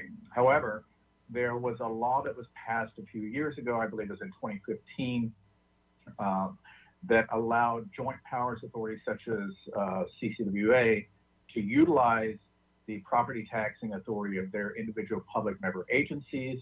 And because of that, we were then able to amend our JPA agreement, which was unanimously approved by all of our member agencies, to allow CCWA to have property taxing authority, again, if we are the contractor with the Department of Water Resources. So we now have the ability to accept assignment of the contract. The director of DWR has given her consent for the assignment of the contract to CCWA. And so we formally requested that the county approve the assignment of the contract to CCWA on September 17th, 2018. The county board of supervisors has yet to take up CCWA's request, and the request for assignment appears to be delayed indefinitely. So at this point, we don't anticipate that the district staff, number one, would recommend assignment of the contract, or that the board has any inclination to take up our request. And so that's essentially where this stands. We have pointed to our request for assignment. The county staff has expressed their concern, as I stated earlier, that the additional liability associated with having the contract extended to the year 2085 is concerning to them, and our response is, we understand your concern, and so we are recommending that you assign the contract to the Central Coast Water Authority, which would fully relieve the county of 100% of the obligations and liability of the state water contract. Next slide, please. And that's my presentation. I'm happy to answer any questions.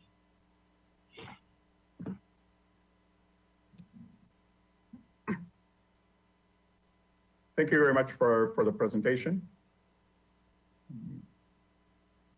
And thank you, Mr. Stokes. Yeah, thank you very much for the presentation. In fact, that was very, very useful. Yes, Councilmember Snedden. And thank you, Chair Keller. I will maybe reserve comments a little bit. Can you give us an indication of how previous interactions or amendments with the county have gone, and if this is a departure from how it usually goes? I mean, I'm refraining from using the word, outrageous. It seems to me that this is a very different direction, and if you could help put that in context for us on if this is a departure or if this is the type of contract negotiation that typically occurs. There have been a number of amendments to the State Water Project contract since CCWA entered into this Transfer of Financial Responsibility Agreement in 1991.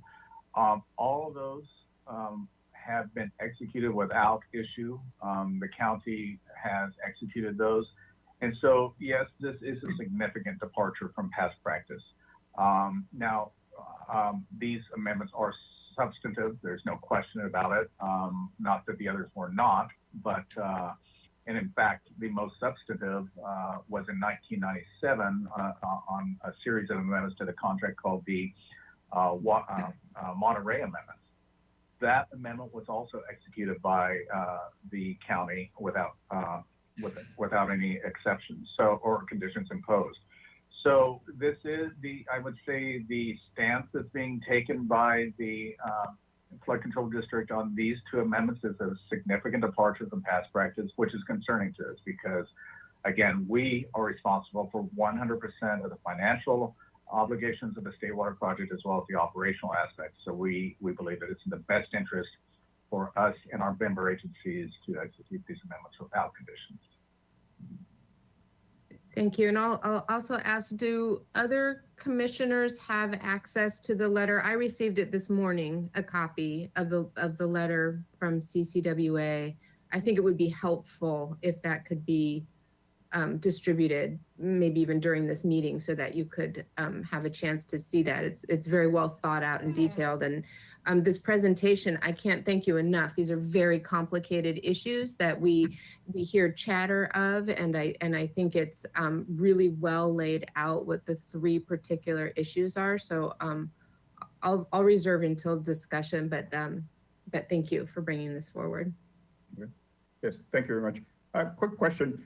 So I can see how we can import water into Santa Barbara County. I don't see how we could export water from Santa Barbara County. I mean, we can do trades where we get water from some other place to pay for water that we borrowed from some other, another one, but there's really no mechanism for us to export water out, right? Well, when I refer to selling water to another contractor, a state water contractor, for example, it's not as if the water is physically in the county.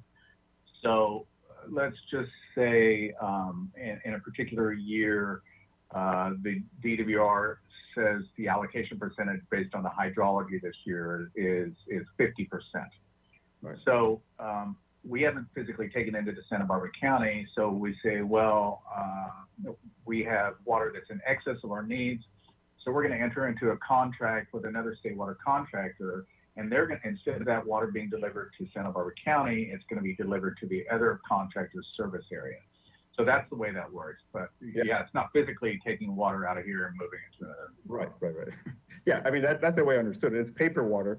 And so it's water that we own, and it's allocated to us, we're going to pass our allocation. So I don't see a concern in terms of local water resources that we do that, because that water is not physically here.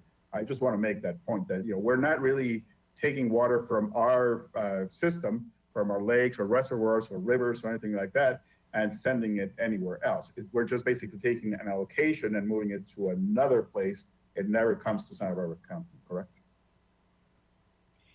It doesn't. I think, I don't want to speak for the district, flood control district, but I think their concern is, let's say, well, let me back up. Department of Water Resources only sees CCW as a whole. They don't see our individual member agencies. Right. But each of you have a contract with Central Coast Water Authority. So, for example, the city of Santa Barbara has a Table A amount of your contract amount is 3,000 acre feet per year. So I think what the flood control district is saying is, okay, if Santa Barbara may have water, they may determine that their current year allocation is in excess of their needs, but you may have another one, say Guadalupe or City of Buellton or something, that they need additional water. So what they're trying to say is, we want you to meet those needs of those other CCW member agencies before you are allowed to sell your water that's in excess of your needs. My response to that is, you can't force City of Santa Barbara, who has a contractual right to their water. That's your water. I can't just take your water and give it to Buellton or Guadalupe. That's not allowable. It would be no different than DWR saying, well, I'm going to take water from Santa Barbara County and give it to another state water project contractor. It's just not, it's not allowable. So that's the distinction there. Okay, thank you. Commissioner Young? Thank you. So just so that I'm clear, there's no longer a dispute with Amendment 20, right? The district's on board with allowing that to go forward? Well, I don't, the staff is recommending this. The board has to vote on it. So I don't know what the board's decision will be, but I'm hopeful that they'll heed the recommendation of their staff. Okay. And then as to 21, so it's very perplexing to me. It seems that the county is trying to limit flexibility and options that the individual water purveyors, could enjoy while being in this joint powers agreement. It's just kind of confusing to me. Mm-hmm. Yes, and that's our position in our discussion with the Board of Supervisors. I'll just use Santa Barbara. In my discussions that I've had with your staff is that, for example, potable reuse, I think, is something that you're considering. And one of the ways in which you could essentially assist in those costs would be this amendment that will allow you to be able to sell water on a temporary basis to offset some of the costs of potable reuse. So there's a nexus between what, taking this piece of this amendment and being able to have local water supply sources that are developed. And so we're using that argument in our discussions that it's not just in a silo here. These things, each of you have a responsibility to ensure that you have an adequate water supply for your customers, and you are charged with the responsibility of determining what's best. And so that's what we're saying to them, is that by prohibiting sales, for example, you're eliminating, number one, you're hamstringing all of our member agencies, and you're eliminating a major piece of amendment number 21. And we would be the only contractor out of the 29 that is hamstrung in that way. So everyone else would have the ability to utilize all the aspects of amendment number 21, and we would not. And so my last question then on this topic is, if I followed correctly, you proposed a right of first refusal, and the district staff didn't want to go along with that.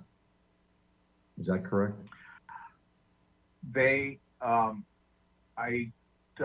We did propose that. We sent that this morning. That was adopted yesterday at our board meeting. My recollection, my understanding of their letter and our discussions with them is they don't believe that the district's board, that this will be acceptable to the district's board. Again, I think their position is that the district board wants 100% of the needs to be met within Santa Barbara County first, at a reduced price, or what they refer to as a reasonable price, whatever that means. We don't know what that means, before any transaction will be approved for water going out of the county. We believe that this resolution, again, that only becomes effective if they execute amendment number 21, by the way, that is the best way to ensure, number one, that we're meeting the needs within Santa Barbara County, but also still protecting your rights that you have under the water supply agreement with Central Coast Water Authority. Okay, thank you very much. Commissioner Davis? Thank you very much for the presentation. You've answered most of my questions. I think the issues that I saw them in reviewing both staff reports from our staff as well as the staff report went to the board, and looking at the board hearing itself and the concerns expressed, the Prop 13 issue, the financial liability for future state water projects, the default responsibilities, all basically I think are issues, but not the thing which is going to make or break this. The two items are the payback for the county cost or the state water project prior to 1986, number one, and then this first right of refusal. Those are the two sticking points as I see it.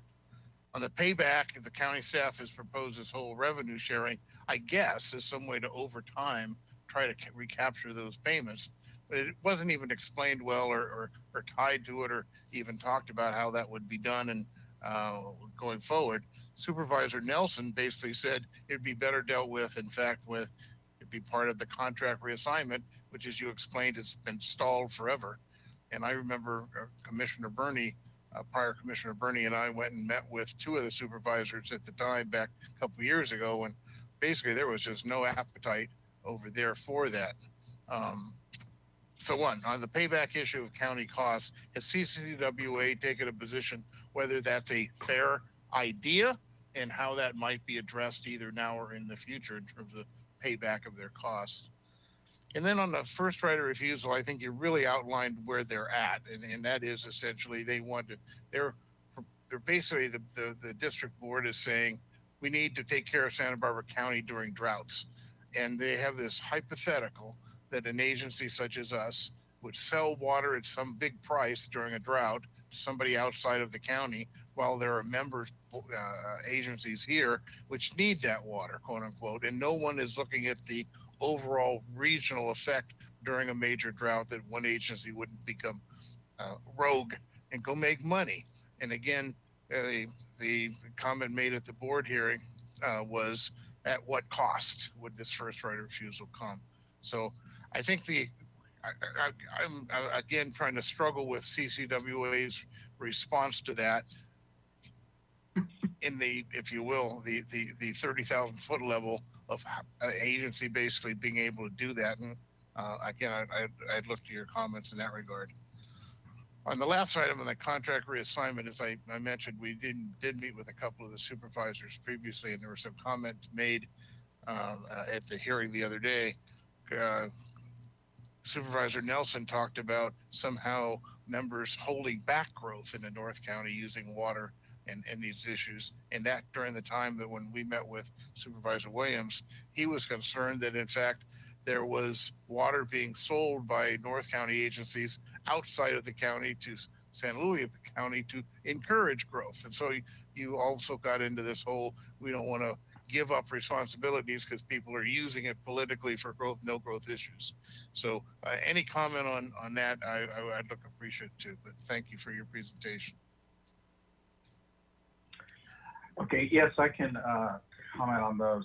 Under the revenue sharing agreement that you referred to, essentially what the discussion started in that county staff said, if you're going to transfer water out of Santa Barbara County, we want to be repaid for the costs that we paid from the time we executed the contract in 1963 to the time each of the water purveyors within Santa Barbara County agreed to pay those costs in 1986 through a series of agreements. So essentially, well, not essentially, county paid roughly $10 million to the Department of Water Resources from 1963 to 1986.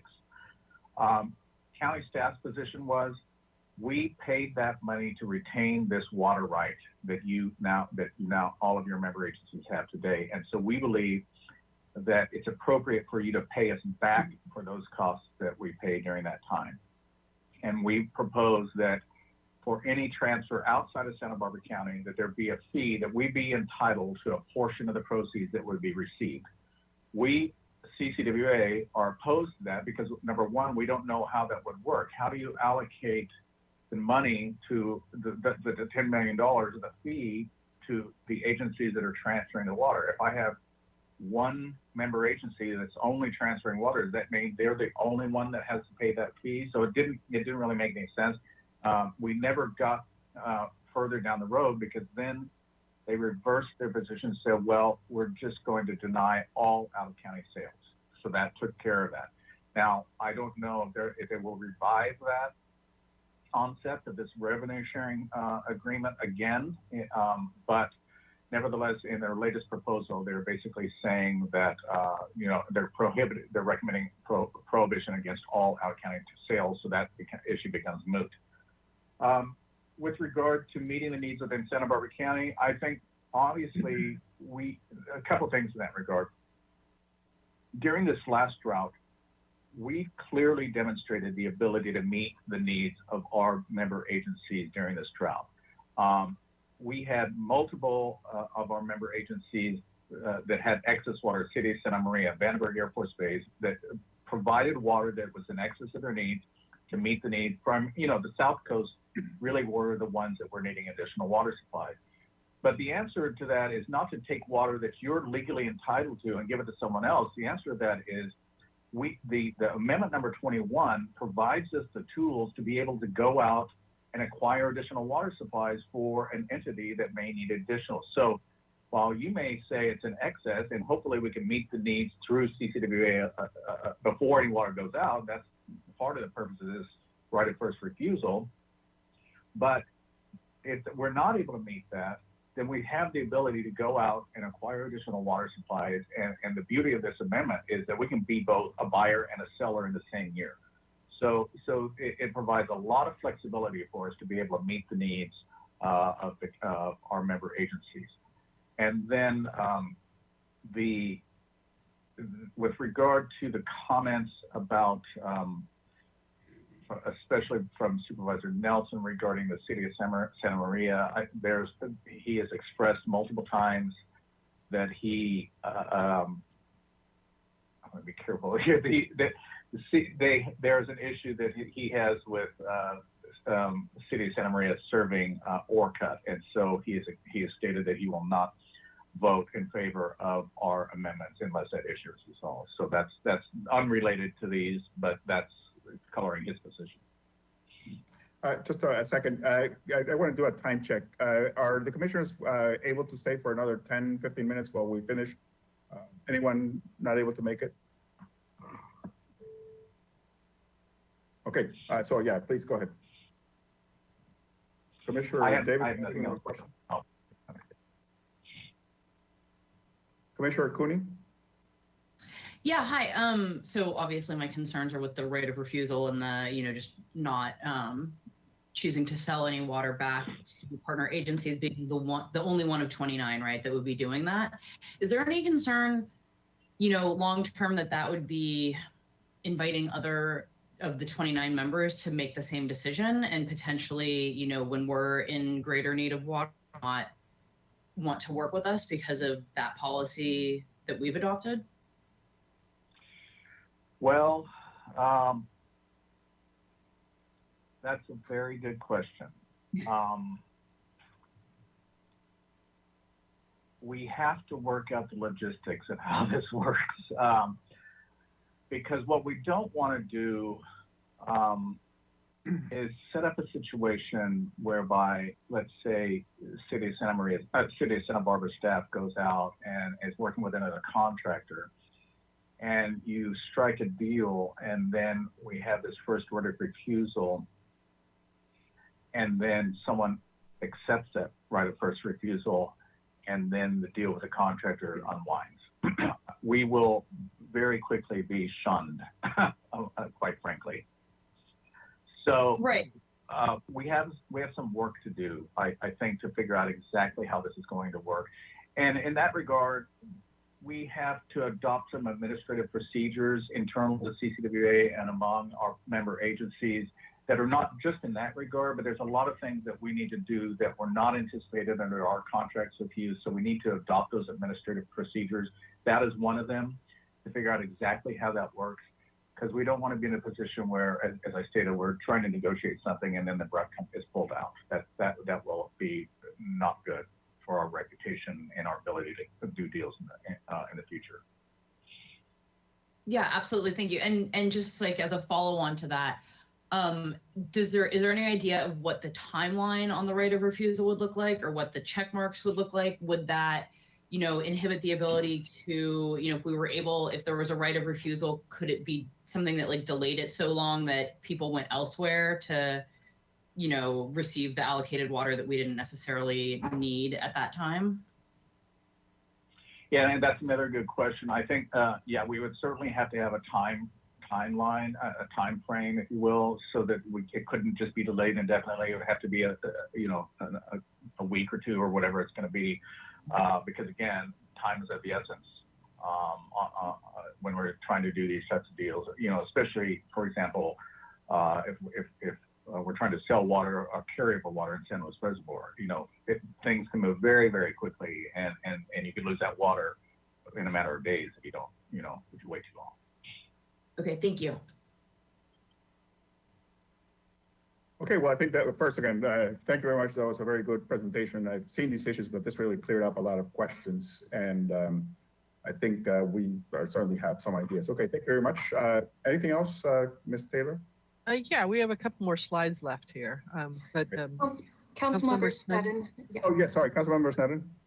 Thank you. Just a follow-up. You're on my side on my screen, so sorry I couldn't see you. Yeah. And this might not be something to answer here, but it occurs to me that if we are required to meet the needs of other member agencies in the county, then it introduces a value judgment of how other member agencies are using their water.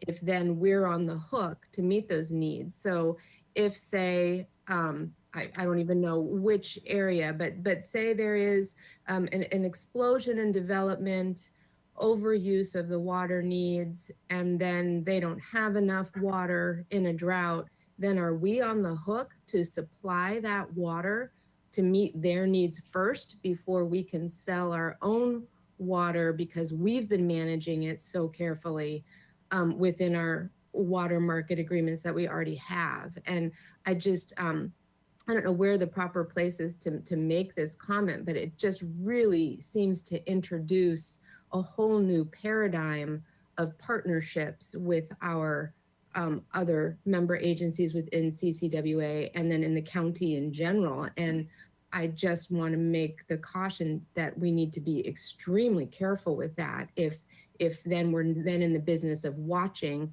how the other agencies are independently managing their own water uses. So I'm sure you're well aware of that. I'm just not sure at what level the Board of Supervisors is maybe considering, you know, as they're looking at this, about what that makes our obligation as our own city to other agencies and other parts of the county, and how they're deciding to manage their own water.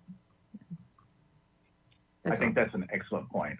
That is an excellent point, that you know, that you can't be responsible for, as you stated, there's explosive growth and now all of a sudden their water supply is not sufficient. I mean, that's why I say every single one of our member agencies have an independently elected board or council that are charged with that responsibility, and we can't take that responsibility over.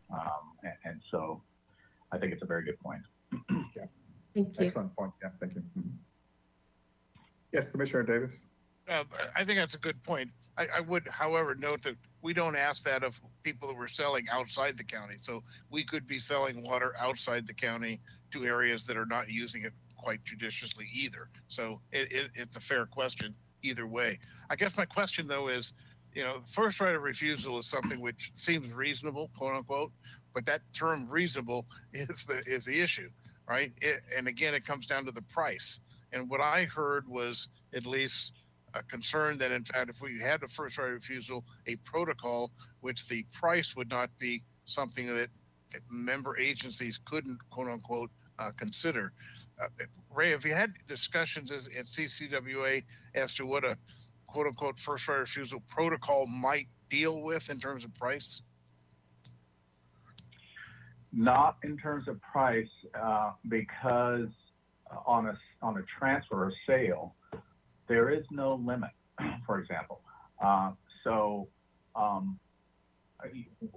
We could have a situation where we have one of our member agencies that has independent discussions with another contractor, a state water contractor, for the purpose of trying to enter into a transfer, either 1 year or multi-year transfer.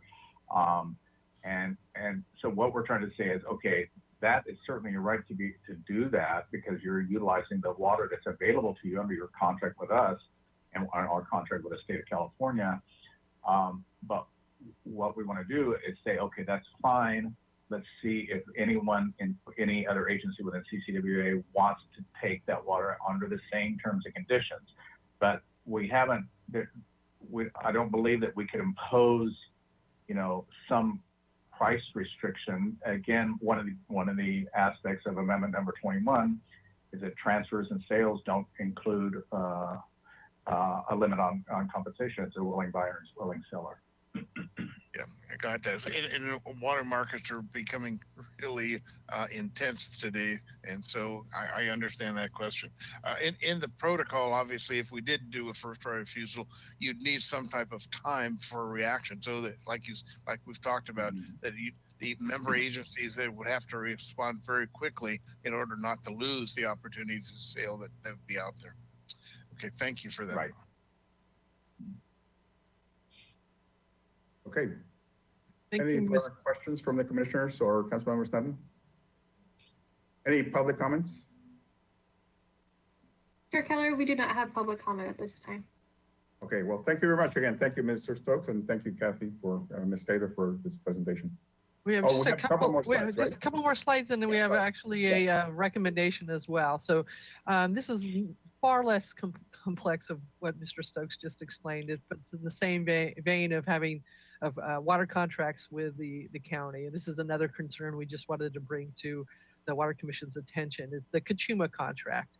The Santa Barbara Santa Barbara County Water Agency is the Kachuma contract holder with the United States Bureau of Reclamation on behalf of the Kachuma member units, which is the City of Santa Barbara, Montecito Water District, Goleta Water District, and the Santa Ynez River Water Conservation District Improvement District Number 1, or WIDO, as also known as ID1. And the member units, while they have the legal rights in the Kachuma project and pay the entire cost of the project's operation and maintenance and carry out the project environmental compliance and deliver water to our respective customers. And then in that relationship, the water agency is legally bound to represent the Kachuma member units and act on our behalf with respect to the Kachuma contract and dealings with the USBR. Next slide, please. Last year in June, the County Water Agency, they had been working with a modeling consultant firm to create a safe and operational yields for the Kachuma project. And this is intended to support the upcoming long-term Kachuma contract negotiations with the USBR. In that effort, the county failed to consult with the Kachuma member units regarding the objectives or assumptions they used during the preparation of the safe yield study. And the results of the study were inconsistent with the rights and interests of the Kachuma member units, and also inconsistent with the county water agency's role as the contract holder who are supposed to work on behalf of the Kachuma member units. And this has resulted in the Kachuma member units having to commission their own yield study with a different modeling firm. This modeling effort will be consistent with our project water rights. And next slide, please. It's just, and with that said, if there was any questions on what I just said, or I can quickly go to our recommendation. So given the report that you heard from Mr. Stokes and my brief presentation on the Kachuma contract, what we're asking is that the Water Commission support the County Board of Supervisors on approving amendments 20 and 21 without the district's proposed conditions, and considering the state water contract reassignment to the CCWA, and also on ensuring that the water agency provides Kachuma member units with fair representation on Kachuma contract matters. And with that, I'll take any questions. Any further questions? So we have a recommendation. Do we have a motion? Sure, I'll move to adopt the recommendation. Do we have a second? I'll second. Okay, thank you. Can we have a vote? Roll call. Sure. A roll call. Commissioner Cooney? Yes, in favor. Commissioner Young? Yes. Vice Chair Davis? Yes. And Chair Keller? Yes. Thank you. Okay, well, thank you very much. So we have now the last item in the agenda is the Water Resources Manager's Report. We've received it already, but if there's anything, Ms. Flessie, that you want to sort of highlight, I think the only one that's really interesting, of course, is the very last page, looking at the where we are with COVID testing in terms of it's indicative of where we're going. It looks like we're going down rapidly, and so it clearly is a good indicator. Wastewater is a good indicator of what's happening in terms of the pandemic. But yeah, any other questions or comments on the report? Okay, well, thank you very much, and we'll be back again in March. Okay, goodbye.